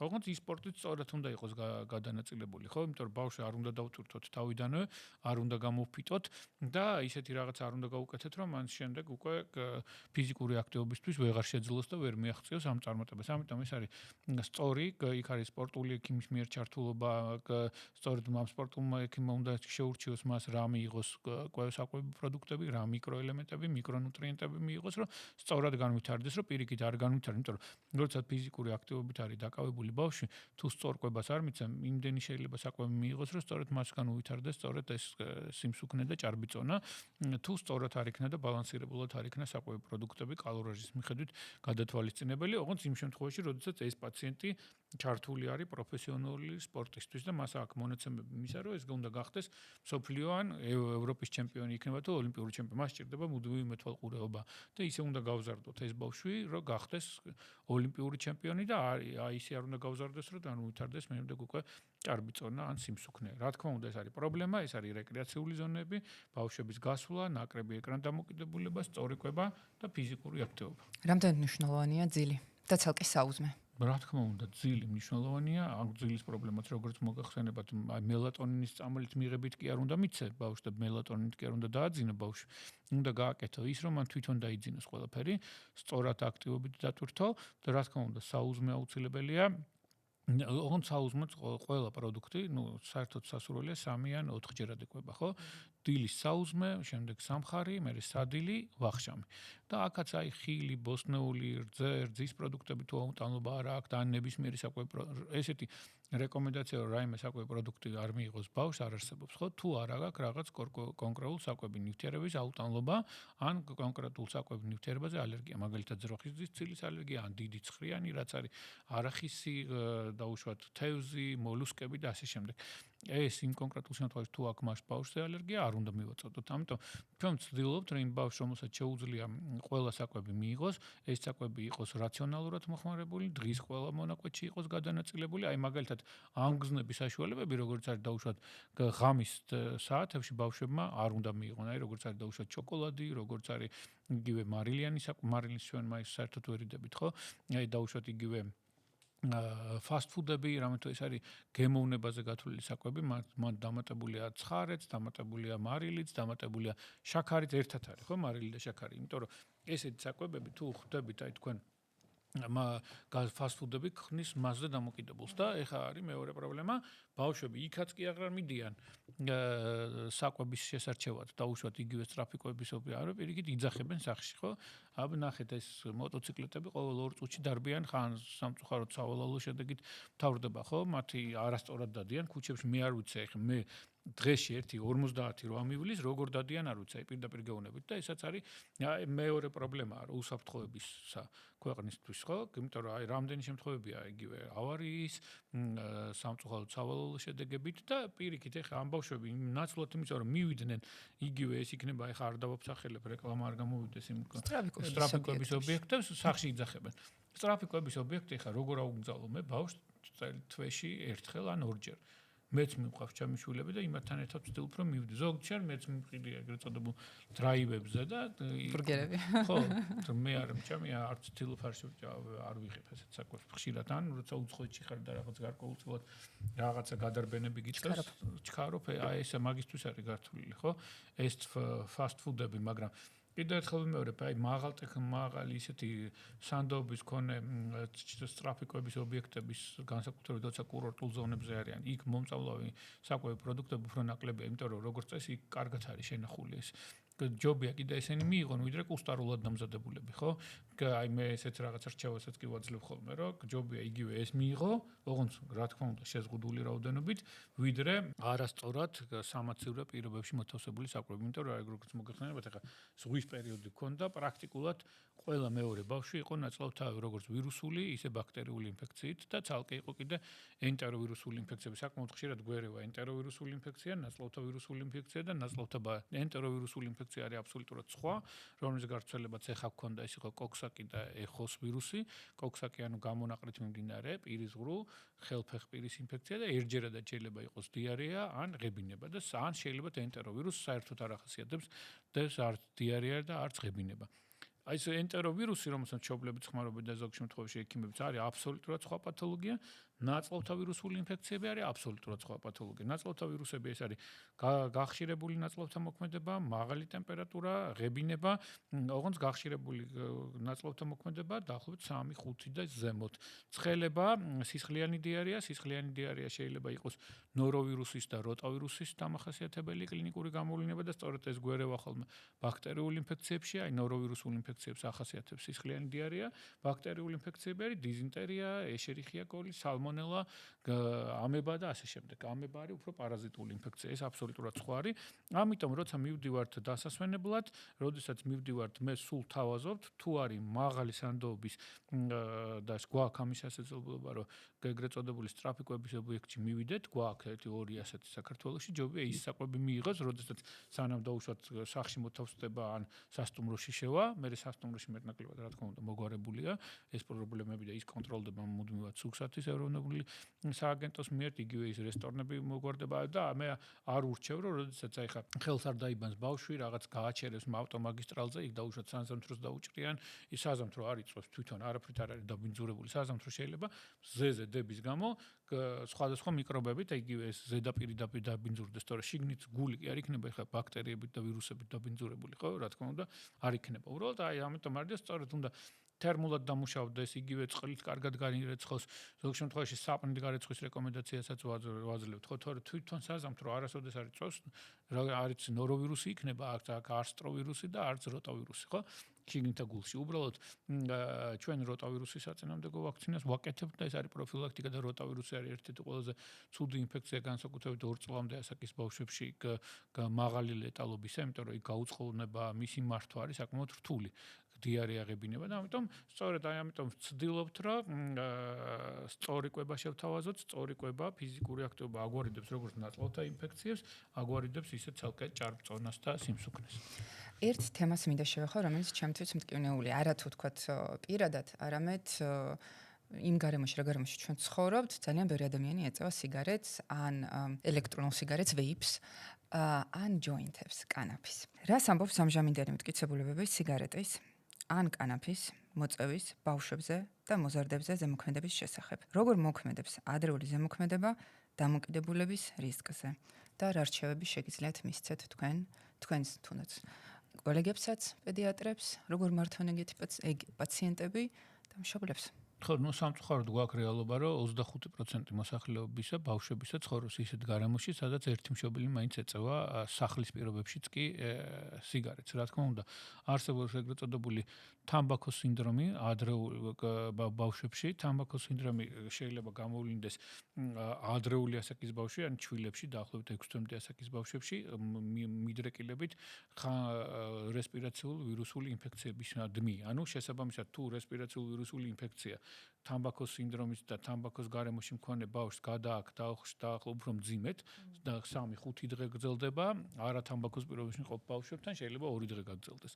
და განსაკუთრებით აი ბრონქიოლიტები, სასუნთქის სისტემის პათოლოგია და მით უმეტეს თუ არის მწვეველი ორსული, ამათ უვითარდებათ ეგრეთ წოდებული თამბაქოს სინდრომი ქვია, თავის გულსიზრახთა სისტემის პათოლოგიის მქონე, სასუნთქის სისტემის პათოლოგიის და ასეთ, ამიტომ ასეთი რეკომენდაცია საბედნიეროდ ორსულები პრაქტიკულად არ არის ხოლმე ხო რომელიც ეწევიან უბრალოდ პრაქტიკულად როგორ არის დაბალი პროცენტი მაგრამ ჩვენ მაქსიმუმს ვაკეთებთ და ვცდილობთ და ყველა ლიტერატურაში წერია რომ ორსულმა და მეძუძურმა დედამ არ უნდა მიიღოს არ უნდა მოწიოს არც ალკოჰოლი არ უნდა მიიღოს და არც სიგარეტი არ უნდა მიიღოს და ასე თავარი უნდა იყოს სიმშვიდე ისეთი სახში ისეთი პირობები უნდა კონდეს მეძუძურ დედას სოციალური პირობები რომ მაქსიმალურად ყველა ის იქნება მეუღლე, იქნება ბებია, ბაბუა, დედამთილი, მამამთილი თუ ასე შემდეგ უნდა იყვნენ ორიენტირებული მაქსიმალური მშვიდი გარემო შეუქმნან მეძუძურ დედას. იმიტომ რომ მას მაქსიმუმი გააკეთოს იმისაც, რომ 6 თვემდე გყავდეს ბავშვი ექსკლუზიურად ზუდუთი კვებაზე. მეორე პრობლემაა ეგრეთ წოდებული ელექტრონული სიგარეტი. მეორე პრობლემაა, მესამე პრობლემაა ეგრეთ წოდებული გამათბობელით მიმდინარე სიგარეტი, აიქოსების სახელწოდებით ცნობილი, ხო? ეს არის ტოქსიური მინარევებს შემცველი პრეპარატები, შემცველი ნივთიერებებს შეიცავს და რომელიც პირიქით იწვევს სხვადასხვა სასუნთქის სისტემის პათოლოგიის, გულსიზრახთა პათოლოგიის, ენდოკრინული პათოლოგიის, საშარდე სისტემის პათოლოგიის განვითარების მაღალ რისკს. აი მაგალითად ცნობილია რომ მამაკაცებში მწვეველობა უფრო ხშირად იწვევს პროსტატის კიბოს, ვიდრე სასუნთქის სისტემის კიბოს. ნუ ხო, ბოლო პერიოდში იყო ეგეთი რეკომენდაციები. ამიტომ ქალებშიც იგი უფრო მეტად არის სასუნთქის სისტემის პათოლოგია, ხო? სასუნთქის სისტემის კიბო მწვეველობის შემთხვევაში. ამიტომ მაქსიმუმი უნდა გავაკეთოთ იმისა და ევროპულ ქვეყნებში და მაღალ განვითარებულ ქვეყნებში შემცირდა მწვეველობის პრობლემა. ჩვენთან იგივეა და თუ არ გაიზარდა არ ვიცი. უბრალოდ ბავშვებში მე საკმაოდ ხშირად აი მინახია სკოლების ირგვლივ როდესაც ეწევიან ელექტრონულ სიგარეტს, როდესაც ეწევიან ეგრეთ წოდებულ გამათბობლით მიმდინარე სიგარეტს, ზოგ მასწავლებელმა ხა ასაკში არიან მასწავლებლები, საერთოდ არ იცის რა არის ელექტრონული სიგარეტი, ხო? არც უშლის ბავშვს და იმიტომ რაღაც სასიამოვნო სუნი გონია, რომ სუნა მოასხია ბავშვს. სამწუხაროდ ამ ელექტრონულ სიგარეტებში რაღაც დამატებები ისინია დამატებული, რომელიც და სკოლაშიც მე არის კლასის შემთხვევებიც, როდესაც ეწევა. ამიტომ მაქსიმალური მეთვალყურება უნდა კონდეს ასეთ ბავშვებს, რომ აი ხა აგრძალვა მეორე პრობლემაა. აკრძალვა, აქ არის ჩარევა, აქაც რაღაცა უნდა მოიძებნოს ისე რომ ეს აკრძალვა ბავშვისთვის მტკივნეულად რეაგირებენ ბავშვები. ხო, იგივე ალკოჰოლზე სამწუხარო რეალობაა. მაღალი პროცენტი უკვე ალკოჰოლზე დამოკიდებულების ბავშვებისა. განსაკუთრებით მაღალ სპირტიან არაყი და ასე შემდეგ. მაღალ სპირტიან, აი საპრეპუბერტატული 13, 14, 15 წელი ეს მეორე პრობლემაა. ხო, ამიტომ ესეც მაღალი სპირტიანი შემცველობის იმაზე ხო გინახიათ ხო, როდესაც მე ის სხვადასხვა ინტოქსიკაციებით საკმაოდ ხშირად მომართავენ ხოლმე, ამიტომ ეს მაქსიმალურად რეგულირებული უნდა იყოს. სახელმწიფო ვერ დაარეგულირებს, მშობელმა უნდა დაარეგულიროს. ეხლა რომ გასაგებია აწერია 18 პლუსი, მაგრამ ეხლა რომ მივიდეს 17 წლის ან 16 წლის, ეხლა რომელი გინახიათ თქვენ რომ პირადობის მოწმობა მოთხოვა იმაში რა ქვია, მაღაზიაში სიგარეტის შეძენა. მე არ მქონია ესეთი შემთხვევა და ჩემ თვალწინ რამდენიმესთვის მიუწია და ისე ცუდად მოქმედებს მე რო ვცდილობ რომ არა რო ჩაერევი ვერ გავიგე მშობელი შეიძლება იქ დგას და შენ ვიკითხავს რომ მე გავაგზავნე ბავშვი აი მქონდა ესეთი შემთხვევა რატომ მიეცით მეთქი და იქვე მშობელი დგას და მე თქვენ ვინ კითხავთო მე მივეციო მე ჩამოვაგზავნეო სიგარეტის საყიდლად აბა წადით ევროპულ ქვეყნებში ვინმე თუ მიცემს ბავშვს სიგარეტს ხო ერთი ხელ რომ მიცემს სიგარეტს და ერთხელ რო ჩააგზავნე 10 ჯერ რო ჩააგზავნე მე 11 ჯერ თვითონაც ინტერესი გაუჩნდება და თვითონაც გასინჯავს. ამიტომ ეს უნდა რეგულირდებოდეს მასობრივმა საშუალებებმა, იგივე თქვენმა გადაცემებმა, ესეთმა პოდკასტებმა. ყველაზე მთავარი პრობლემა უნდა იყოს, რომ მასობრივმა საშუალებებმა პრევენციული ღონისძიებები შეთავაზონ პაციენტებს და ბავშვებს და იგივე რომ ეს ალკოჰოლი არ შეიძლება დაუშვოთ სიგარეტი, აუცილებელია პროფილაქტიკური ვაქცინაცია და ასე შემდეგ. აი ესეთი ღონისძიებები ჩვენ მარტო იქ ვერაფერს ვერ შევძლებთ და ესეთი ღონისძიებები უნდა დაანერგოს სახელმწიფო მასობრივი საშუალებებით, საინფორმაციო საშუალებებით და მუდმივ რეჟიმში უნდა მიეწოდებოდეს, რომ რა მავნე ზემოქმედება შეიძლება გამოიწვიოს სიგარეტმა. ეს წიგნიც მაგას ემსახურება, აქ არის ცალკე თავი, ეგრეთ წოდებული თამბაქოს მე მეტნაკლებად აი რომ მოდის ახალშობილი საკმაოდ ხშირად აი ბავშვს ხო ზოგ შემთხვევაში ადის ხოლმე სიგარეტის სუნი. ხშირად არა, ნუ საბედნიეროდ. ამათ პირველ მეტნაკლებად რაღაც მე მიუხედავად ნიღბის ხმარებისა, საკმაოდ ისე აღვიქვავ ხოლმე ამ სუნს ეგრეთ წოდებულს და მშობლებს ცალკე ლექციას უტარებ ხოლმე და მეტნაკლებად 10-დან 6-7 შემთხვევაში ამართლებს და მეორეჯერ რომ მოდის საერთოდ არაფერი სუნი არ ადის. ან ზოგ შემთხვევაში რო ეტყვი ამას რაღაც ერთი შემთხვევა, რამოდენიმე 10-დან ერთი შემთხვევა შეიძლება იყოს, რომ რაღაც გთulis, რომ შენ რაღაც რატომ მიეცე, შენიშნა შეიძლება საერთოდ არ მოვიდეს, ეს მისი პრობლემა. მე ვერ შევიცვლი ჩემ იმას, რაც არის მოწოდებული, რაც არის ლიტერატურულად მოწოდებული, რაც ისი მტკიცებულებაც გამაჩნია, ახლა მშობლის გუნება განწყობაზე მე ვერ ვავეწყობი, ხო? მე მაინტერესებს ბავშვის ჯანმრთელობა. და ამიტომ ვცდილობ რომ მაქსიმუმ ხა იმის განწყობა ჩემს მიმართ შეიცვლის თუ არა დამოკიდებულება საერთოდ არ მაინტერესებს. ამიტომ მე ვერ ავეწყობი და მაქსიმუმს გავაკეთებ იმისთვის რომ აი ის რეალობა შევთავაზო და ის აუცილებლობა რაც მისი ბავშვისთვის არის აუცილებელი. თუ გაიგებს მისთვის კაი, ნუ ჩემთვის არანაირი პრობლემა არ არის. მეტი ინფორმირება საჭიროა. და საინფორმაციო წყაროებზე საუბრისას. ეგეც საკითხს მინდა შევეხო. მშობლები ხშირად არიან გადატვირთულები რეკლამებით, საკვები დანამატების შესახებ.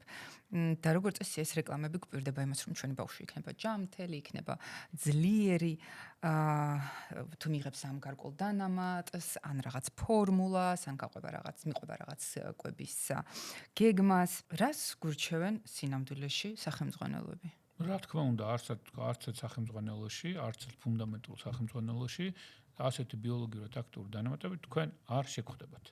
არც ფუნდამენტურ სახელმძღვანელოში, არც სხვადასხვა ინტერნეტ სამედიცინო საიტებზე, თუ არა გვაქვს რაღაც კონკრეტული მიკრო ან მაკრო ნუტრიენტების დეფიციტი. აი მაგალითად არის დაავადება, დაუშვოთ არის ეგრეთ წოდებული გლუტენის აუტანობა, დაუშვოთ ცელიაკია, ცალკე არის დაავადება ეგრეთ წოდებული პანკრეასის ეგზოკრინული უკმარისობა დაუშვათ მუკოვისციდოზი ქვია, პანკრეასის ცისტოფიბროზი, ყავს ჩვენ ესეთი ბავშვები, იმართება სახელმწიფოს მიერ უფასო პროგრამებში. აი ამ ორ ჯგუფ პაციენტს არის კიდე სხვა, ახლა ამ ორს გამახსენდა ახლა და ჭირდება ბიოლოგიურად აქტიური დანამატი, რომელშიც შედის A, D, E, K ვიტამინები, ანუ ცხიმში ხსნადი ვიტამინები. ეს მათთვის იმპლემენტაცია მუდმივად ხდება, მუდმივად უნდა მიიღოს და სახელმწიფოს მიერ რეგულირდება და უფასოდ აძლევენ ამ პაციენტებს A, D, E, K ვიტამინებს. ეს არის ცხიმში ხსნადი ვიტამინები, მაგრამ იმ შემთხვევაში თუ არ მაქვს დეფიციტი, თუ არ ვიცი რაღაც კონკრეტული ნივთიერების დეფიციტი, თორე როგორ არნიშნავ მეც რკინის შემცველობა, როდესაც არის არსებობს B12-ის დეფიციტი მიმდინარე, B1-ის დეფიციტის, B2-ის დეფიციტის მიმდინარე კონკრეტული არსებობს ცხიმში ხსნადი და ცხიმში ხსნადი ვიტამინები, ცხიმში არის A, D, E, K ვიტამინები, დანარჩენი არის წყალში ხსნადი ვიტამინები. წყალში ხსნადი ვიტამინები უფრო არამდგრადია ხოლმე, ამიტომ მე ყოველთვის ვცდილობ, რომ ნებისმიერი პრობლემა ჯერ მოვაგვალო ინდივიდუალურად, თუ მაგ B12-ის ვიტამინი რატო უნდა დაუნიშნო ADK ვიტამინი, ხო? დაუშვათ ამ კონკრეტულ ბავშვს. ამიტომ ვცდილობ, რომ მონოკომპონენტურად და საერთოდ მკურნალობაში ასეთი მრავალი ისინი არ ირთვება. თუ ჩვენ გვაქვს რაღაც კონკრეტული პრობლემა, კონკრეტული მიკრო ან მაკრონუტრიენტის დეფიციტი, სწორედ ეს უნდა შევიყვანოთ. ან უნდა შევიყვანოთ ისეთი მაკრო და მიკრონუტრიენტები და ვიტამინები და მინერალები, რომლებიც არიან ერთმანეთის აგონისტები და არა ერთმანეთის ანტაგონისტები, ხო? ამიტომ აი ესეთი ჩართულობა ხდება როგორც წესი ამ კონკრეტულ შემთხვევაში და არა ისეთი, რომ მოხდეს მათი აღრევა პირიქით. იცით, ერთ-ერთი ჩემი მეგობარი საკუთარ შულს აძლევს კალციუმს სათხილამურო სეზონის წინ.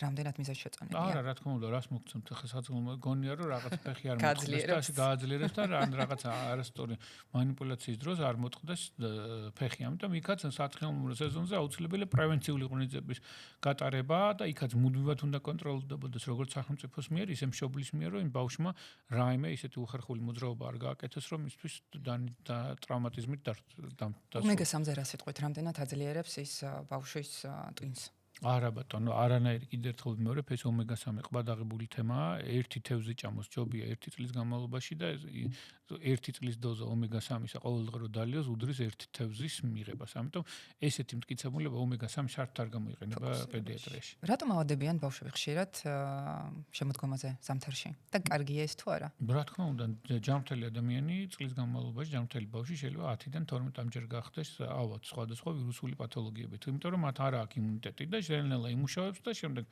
დასრულობის დროს ვითარდება ერთხელ ან ორჯერ შეიძლება დაემართოს სხვადასხვა ვირუსული ინფექცია. ეს ითვლება კარგი იმუნიტეტის მოცემებლად და მას არაფერი არ ჭირდება. როგორი სიფრთხილით და როგორ და მიიღოს ბავშვმა ანტიბიოტიკები? რეზისტენტობაზე საუბრისას.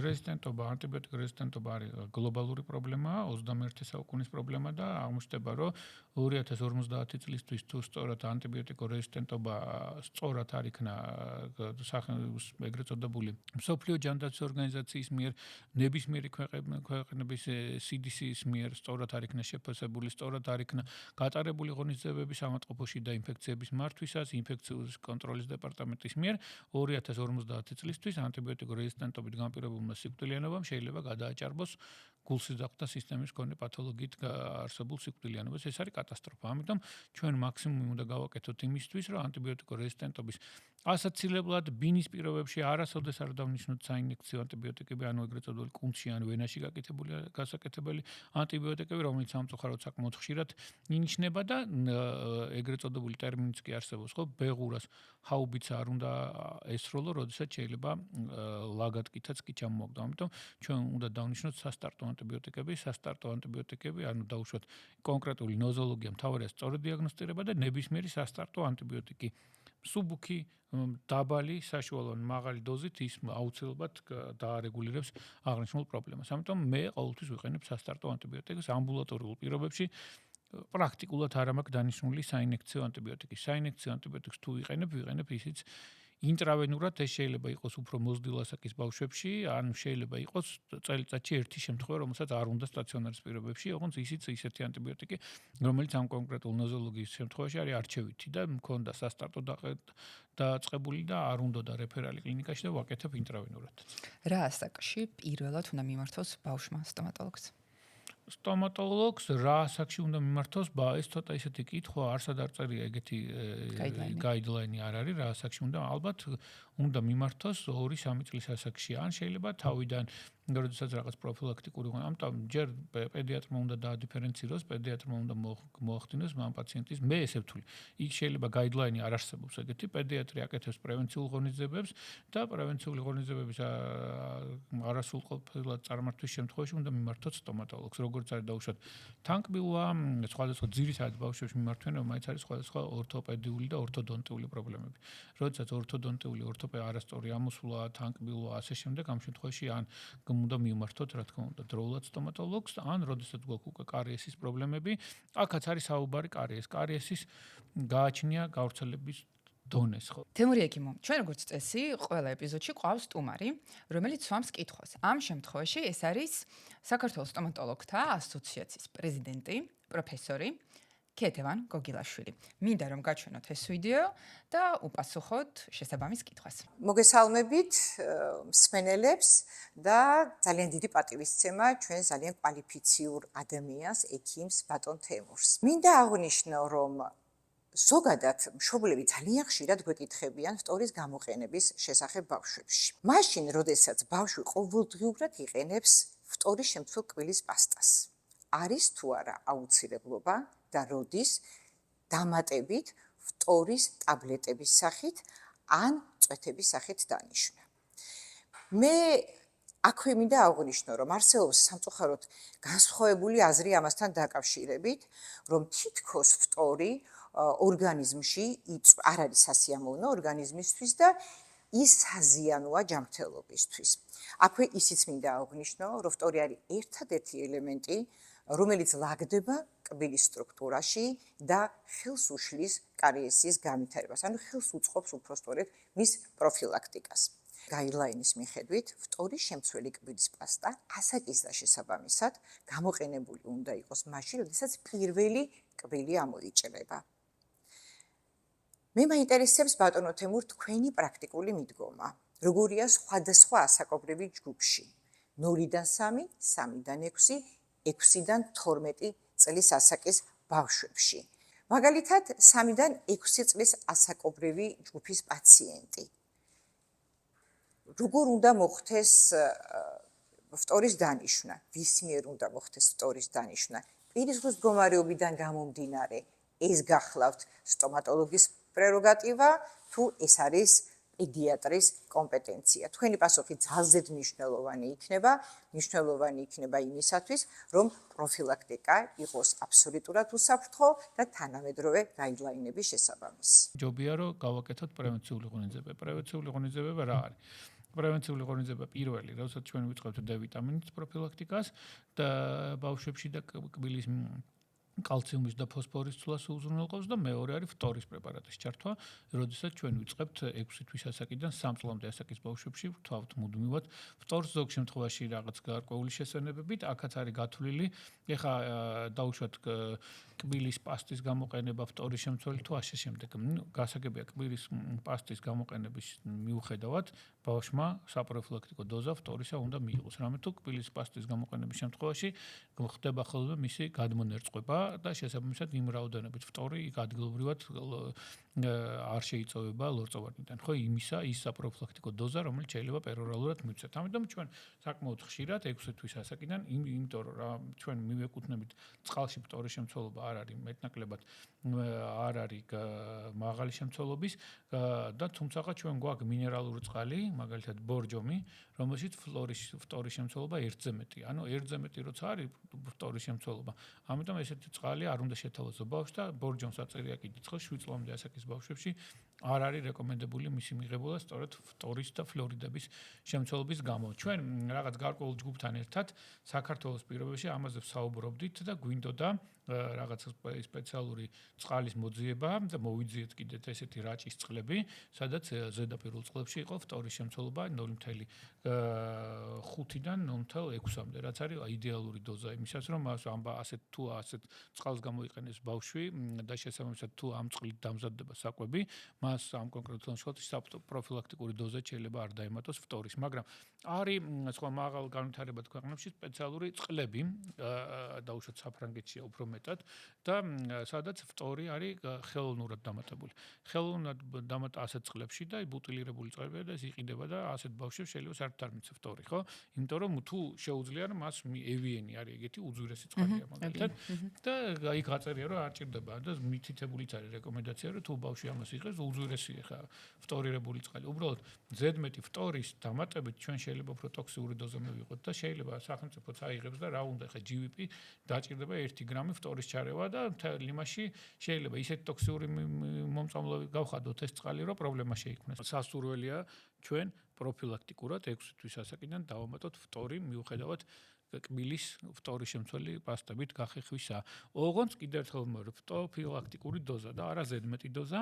ზედმეტი დოზა ფლუოროზი შეიძლება უფრო მომწამლავი დოზებით, შეიძლება რაღაც ცენტრალური ნერვული სისტემის დაზიანებაც კი გამოვიწვიოთ. ამიტომ უმრავლეს შემთხვევაში ჩვენ ფტორს ვამატებთ. კი ბატონო. ზოგიერთ ბავშვს ასაკის, შფოთვის ან ხანგრძლივი პროცედურის გამო ზოგადი ანესთეზიის ქვეშ სტომატოლოგიური მკურნალობა სჭირდება. რამდენად უსაფრთხოა? რა თქმა უნდა, უსაფრთხოა და როდესაც მრავლობითი კარიესია, ანესთეზია ჩვენ ერთი დღის ასაკის ბავშვს და ანესთეზია არის ქირურგიული ჩარევები, როდესაც ნაყოფს ეკეთება, ხო? აი ეს მაღალ ტექნოლოგიური სერვისები აღუნიშნე, ხო? მე როდესაც ორსულობის დროს ნაყოფს ეკეთება ანესთეზიით ჩარევა. და ასეთი რა პრობლემა ანესთეზიისა, რა თქმა უნდა, ზოგადი ანესთეზიის არ არსებობს და ჩვეულებრივად იმართება და არის ესეთი ცენტრები ჩვენთან და საბედნიეროდ ბოლო პერიოდში უფრო აქტიურად კეთდება და რა თქმა უნდა ზედმეტი სერიოზული სტრესია ეს. მე ცხოვრებაში ექიმთან აღარ მიდის და სტომატოლოგთან შეიძლება 15 წლის ასაკშიც აღარ მივიდეს. აი თქვენ გალბატონი ქეთი აღნიშნეთ მის ცენტრს უნიდენტს ყავს ისეთი სტომატოლოგები, რომლებიც ისე მიმართავენ ბავშვებს და ისე განწყობით არიან ბავშვებს და აბსოლუტურად სწორად შეუძლია გაუღოს ბავშვს, დიდხანს დაუღოს. ამიტომ ემპათია, ის ჩართულობა, განწყობა, როდესაც მშობელსაც და ბავშვსაც გაანაწყობ ისე რომ ის კბილს დაიბჟენს, კარიესულ პრობლემებს მოაგვარებს, ამიტომ ცოტა მეტი დრო ჭირდება ამის ჩართულებას, დაუჯდება კიდეც და პირსაც გაუღებს და აუხსნის და ყველა იმდენად არის მაღალ ტექნოლოგიურად განვითარებული ცენტრები, რომ ტკივნეულობა პრაქტიკულად არ არის. ადგილობრივი ანესთეზიით კეთდება და შესაბამისად ისეთი აპარატურა უკვე რომ ეს ზედმეტი ხმაური, ზედმეტი ჩარევისგან არის დაცული. ამიტომ რა თქმა უნდა თუ ვერ ვაკეთებთ განსაკუთრებით ნეიროგანვითარების შეფერხების მქონე ბავშვები, როდესაც გვაქვს და სამწუხაროდ აი ნეიროგანვითარების შეფერხების მქონე ბავშვები ჭამენ და საკვებად იღებენ დიდი რაოდენობით ტკბილს, დიდი რაოდენობით შაქრის შემცველ, ტანინის შემცველ პროდუქტებს. მე ერთი პაციენტი ყავს მინერალურ სასმელს და ამ ტკბილ სასმელს რამოდენიმე litrას სვავს და იქ კარიესის განვითარება მეტია. თქვენ ამ ნეიროგანვითარების შეფერხების და შიშმპირის ბავშვებს პირს ვერ გააღებინებთ, ხო? არ უჯდება სტომატოლოგს და რა თქმა უნდა ისინი ასეთ ჩვენ რეკომენდაციას ვაძლევთ, მე ფორმასაც უწერ ხოლმე და მომწმებთ ანესთეზიოლოგი, საკმაოდ მაღალი ხარისხის ანესთეზიოლოგიური სამსახურები გვაქვს, ამ რისკებს თვლის და შესაბამისად ანესთეზიით კეთდება ზოგადი ანესთეზია. კითხვა მაქვს ხელოვნურ ინტელექტთან დაკავშირებით. როგორ გეხმარებათ ხელოვნური ინტელექტი, ეგრეთ წოდებული machine learning-ი პაციენტების ბავშვების დიაგნოსტიკაში და მკურნალობაში? რა ვიცი, მე პირადად არ გამომიყენებია ხელოვნური ინტელექტი, იმიტომ რომ up to date მაქვს ხა, სადაც ჩავწერ ერთ სტატია, ანუ არც ისე იაფიანი საიტია ეს. ჩვენი საიტი, ამერიკული საიტია, ჩავწერ ჩემ იმას და ის ყველაფერს მილაგებს შესაბამისად. ამიტომ ხელოვნური ინტელექტი ერთ-ერთი რაღაცა გაილაინ გამაკეთებინის, როგორ დამეწყო რაღაც ორდერ სეტი და ჩეკლისტი, აი აქ რაღაცა ქონდა ჩაწერილი, მაგრამ ისიც ვნახე რომ სისულელე იყო. აბსოლუტურად ფუნდამენტურ მედიცინაში ამ ეტაპზე, რა თქმა უნდა, მაღალ ტექნოლოგიურ სერვისებს ეს შეცვლის, აი ჩვენ აი ეგრეთ წოდებულ აი ამ ზოგად პრაქტიკის იმას ჯერჯერობით მე არ დამხმარები. ჩვენ დაგვრჩა სამწუხაროდ ცოტა დრო, დაახლოებით 10 წუთი და მინდა შევეხო ესეთ ხშირად დასმულ კითხვებს. რატომ როგორი იწევს სიცხე, რა არ უნდა გავაკეთოთ მაღალი სიცხის დროს და რამდენად ხანგრძლივად შეგვიძლია მივცეთ ბავშვის სიცხის დამწვევი და რომელი ნიშნულიდან? რომელი ნიშნულიდან, რომელი ნიშნულამდეც უძლებს ბავშვი თუ ბავშვი ზოგადად მდგომარეობა გვაძლევს იმის საშუალებას, რომ 39.5-მდე არ გამოვიყენოთ სიცხის დამწვევი, არ უნდა გამოვიყენოთ. რამე თუ როგორც მოგეხსენებათ, სიცხე, ტემპერატურა არის ორგანიზმის დამცველობითი რეაქცია, კონკრეტული გამომწვევის, თუ ეს დაავადების ნოზოლოგია ცნობილია, დროულად მოსაშორებლად, განსაკუთრებით ვირუსული ინფექციებს ეხება ეს, იმიტომ რომ სიცხის მაღალი ტემპერატურის დროს ეს ვირუსული ინფექცია უნდა ჩასრულდეს და დამთავრდეს და მან უნდა გამოიწვიოს მისი ერადიკაცია, ანუ გამოძევება ორგანიზმიდან, თუ არ არის, რა თქმა უნდა, ბაქტერიული ინფექცია. თუ ბავშვს აქვს რაღაც დამძიმებული ანამნეზი, დაუშვათ ნეირული სისტემის დაზიანება, ანამნეზში ფებრილური გულყრები, შეიძლება 38-დანაც დავიწყოთ ჩვენ სიცხის დამწვევის საშუალებები, არჩევის პრეპარატი, აცეტამინოფენი, მეორე ჯგუფის პრეპარატი, იბუპროფენი ტკივილთან ერთად. ხველა და პნევმონია, როგორ გავარჩიოთ? ყველა ესეც არის ორგანიზმის დამცველობითი რეაქცია, თუ დაავადების გამომწვევი მიზეზი არის ცნობილი, რესპირაციული პათოგენის, ნახველის, სეკრეტის, უცხო სხეულის მოსაშორებლად, ხო?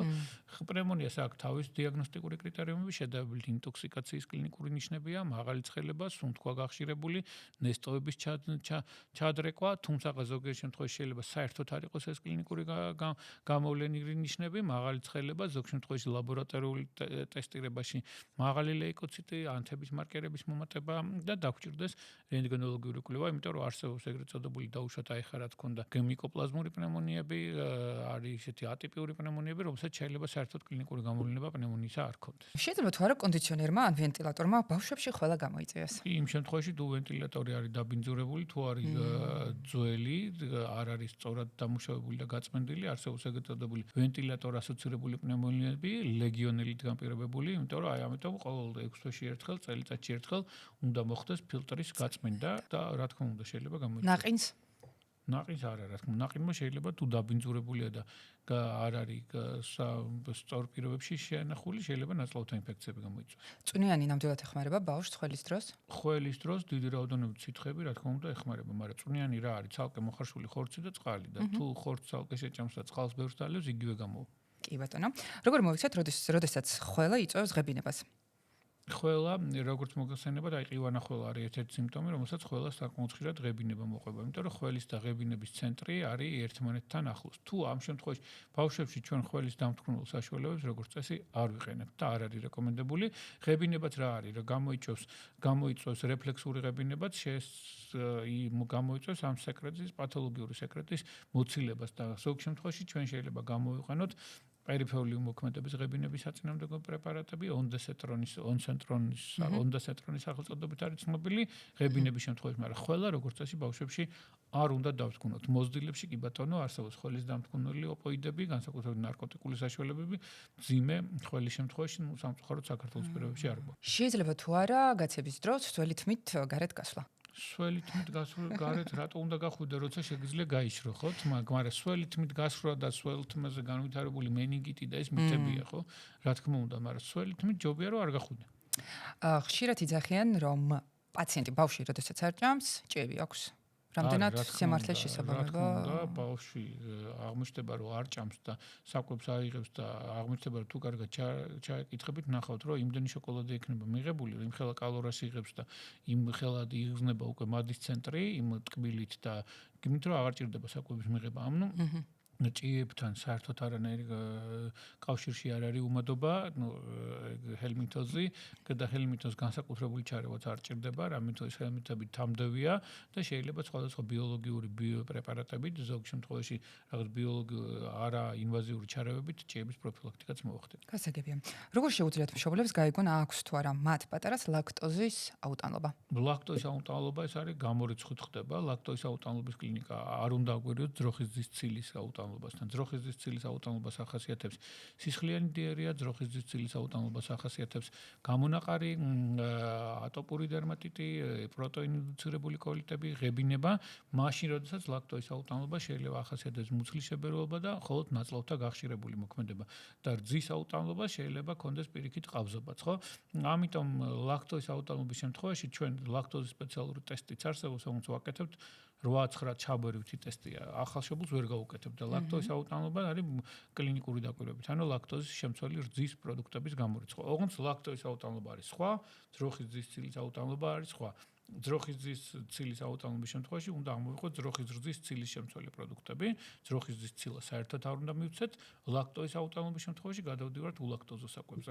ძროხის ძის ცილის ან კაზეინის შემცველები, სპეციალური ჰიდროლიზატები და ამინომჟავის ფორმულები და აქ არის უბრალოდ ულაქტოზო საკვები, რომელიც ბევრია და ნებისმიერ სუპერმარკეტში არის ულაქტოზო რძეც, ულაქტოზო ხაჭოც, ულაქტოზო მაწონიც და ასე შემდეგ. თემური ექიმო, ორი რჩევა მშობლებს, ორი რჩევა პედიატრებს.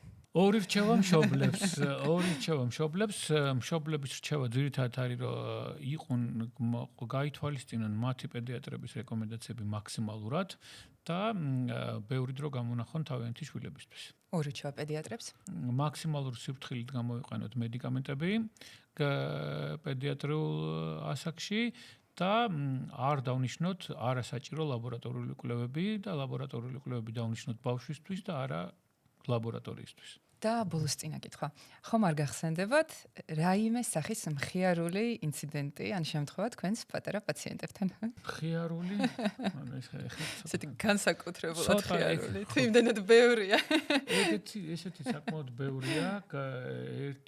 ერთი ესეთი ისიც მახსენდება, რომ შემომიყვანა მშობელმა და ბავშვი ახლა 4-5 წლის აი ასოების კითხვა იცისო და აი ნახეთო თქვენ თვითონ შეთავაზეთ რაღაცა შევთავაზე ქართული წარწერით რაღაცა და მედიკამენტის შევთავაზე ახლა შევთავაზე ლათინურად აწერია წამოს რაცა და აბა აქ შეგიძლიათ ქართულადაც ეწერა რა თქმა უნდა აბა ამის წაკითხვაც თუ შეგიძლია მეთქი და წამალი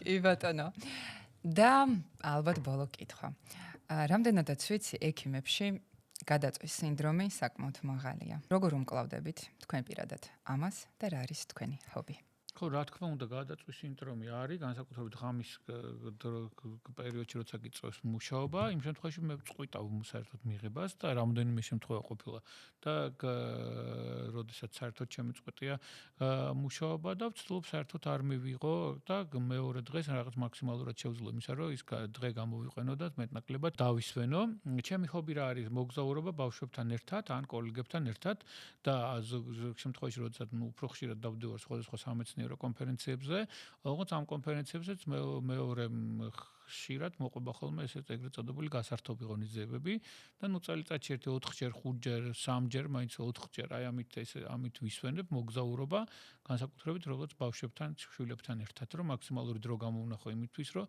მათთან მეტნაკლებად შევძლო ყოფნა. თემური ექიმო, დიდი მადლობა. მადლობა თქვენ. წარმატებებს გისურვებთ.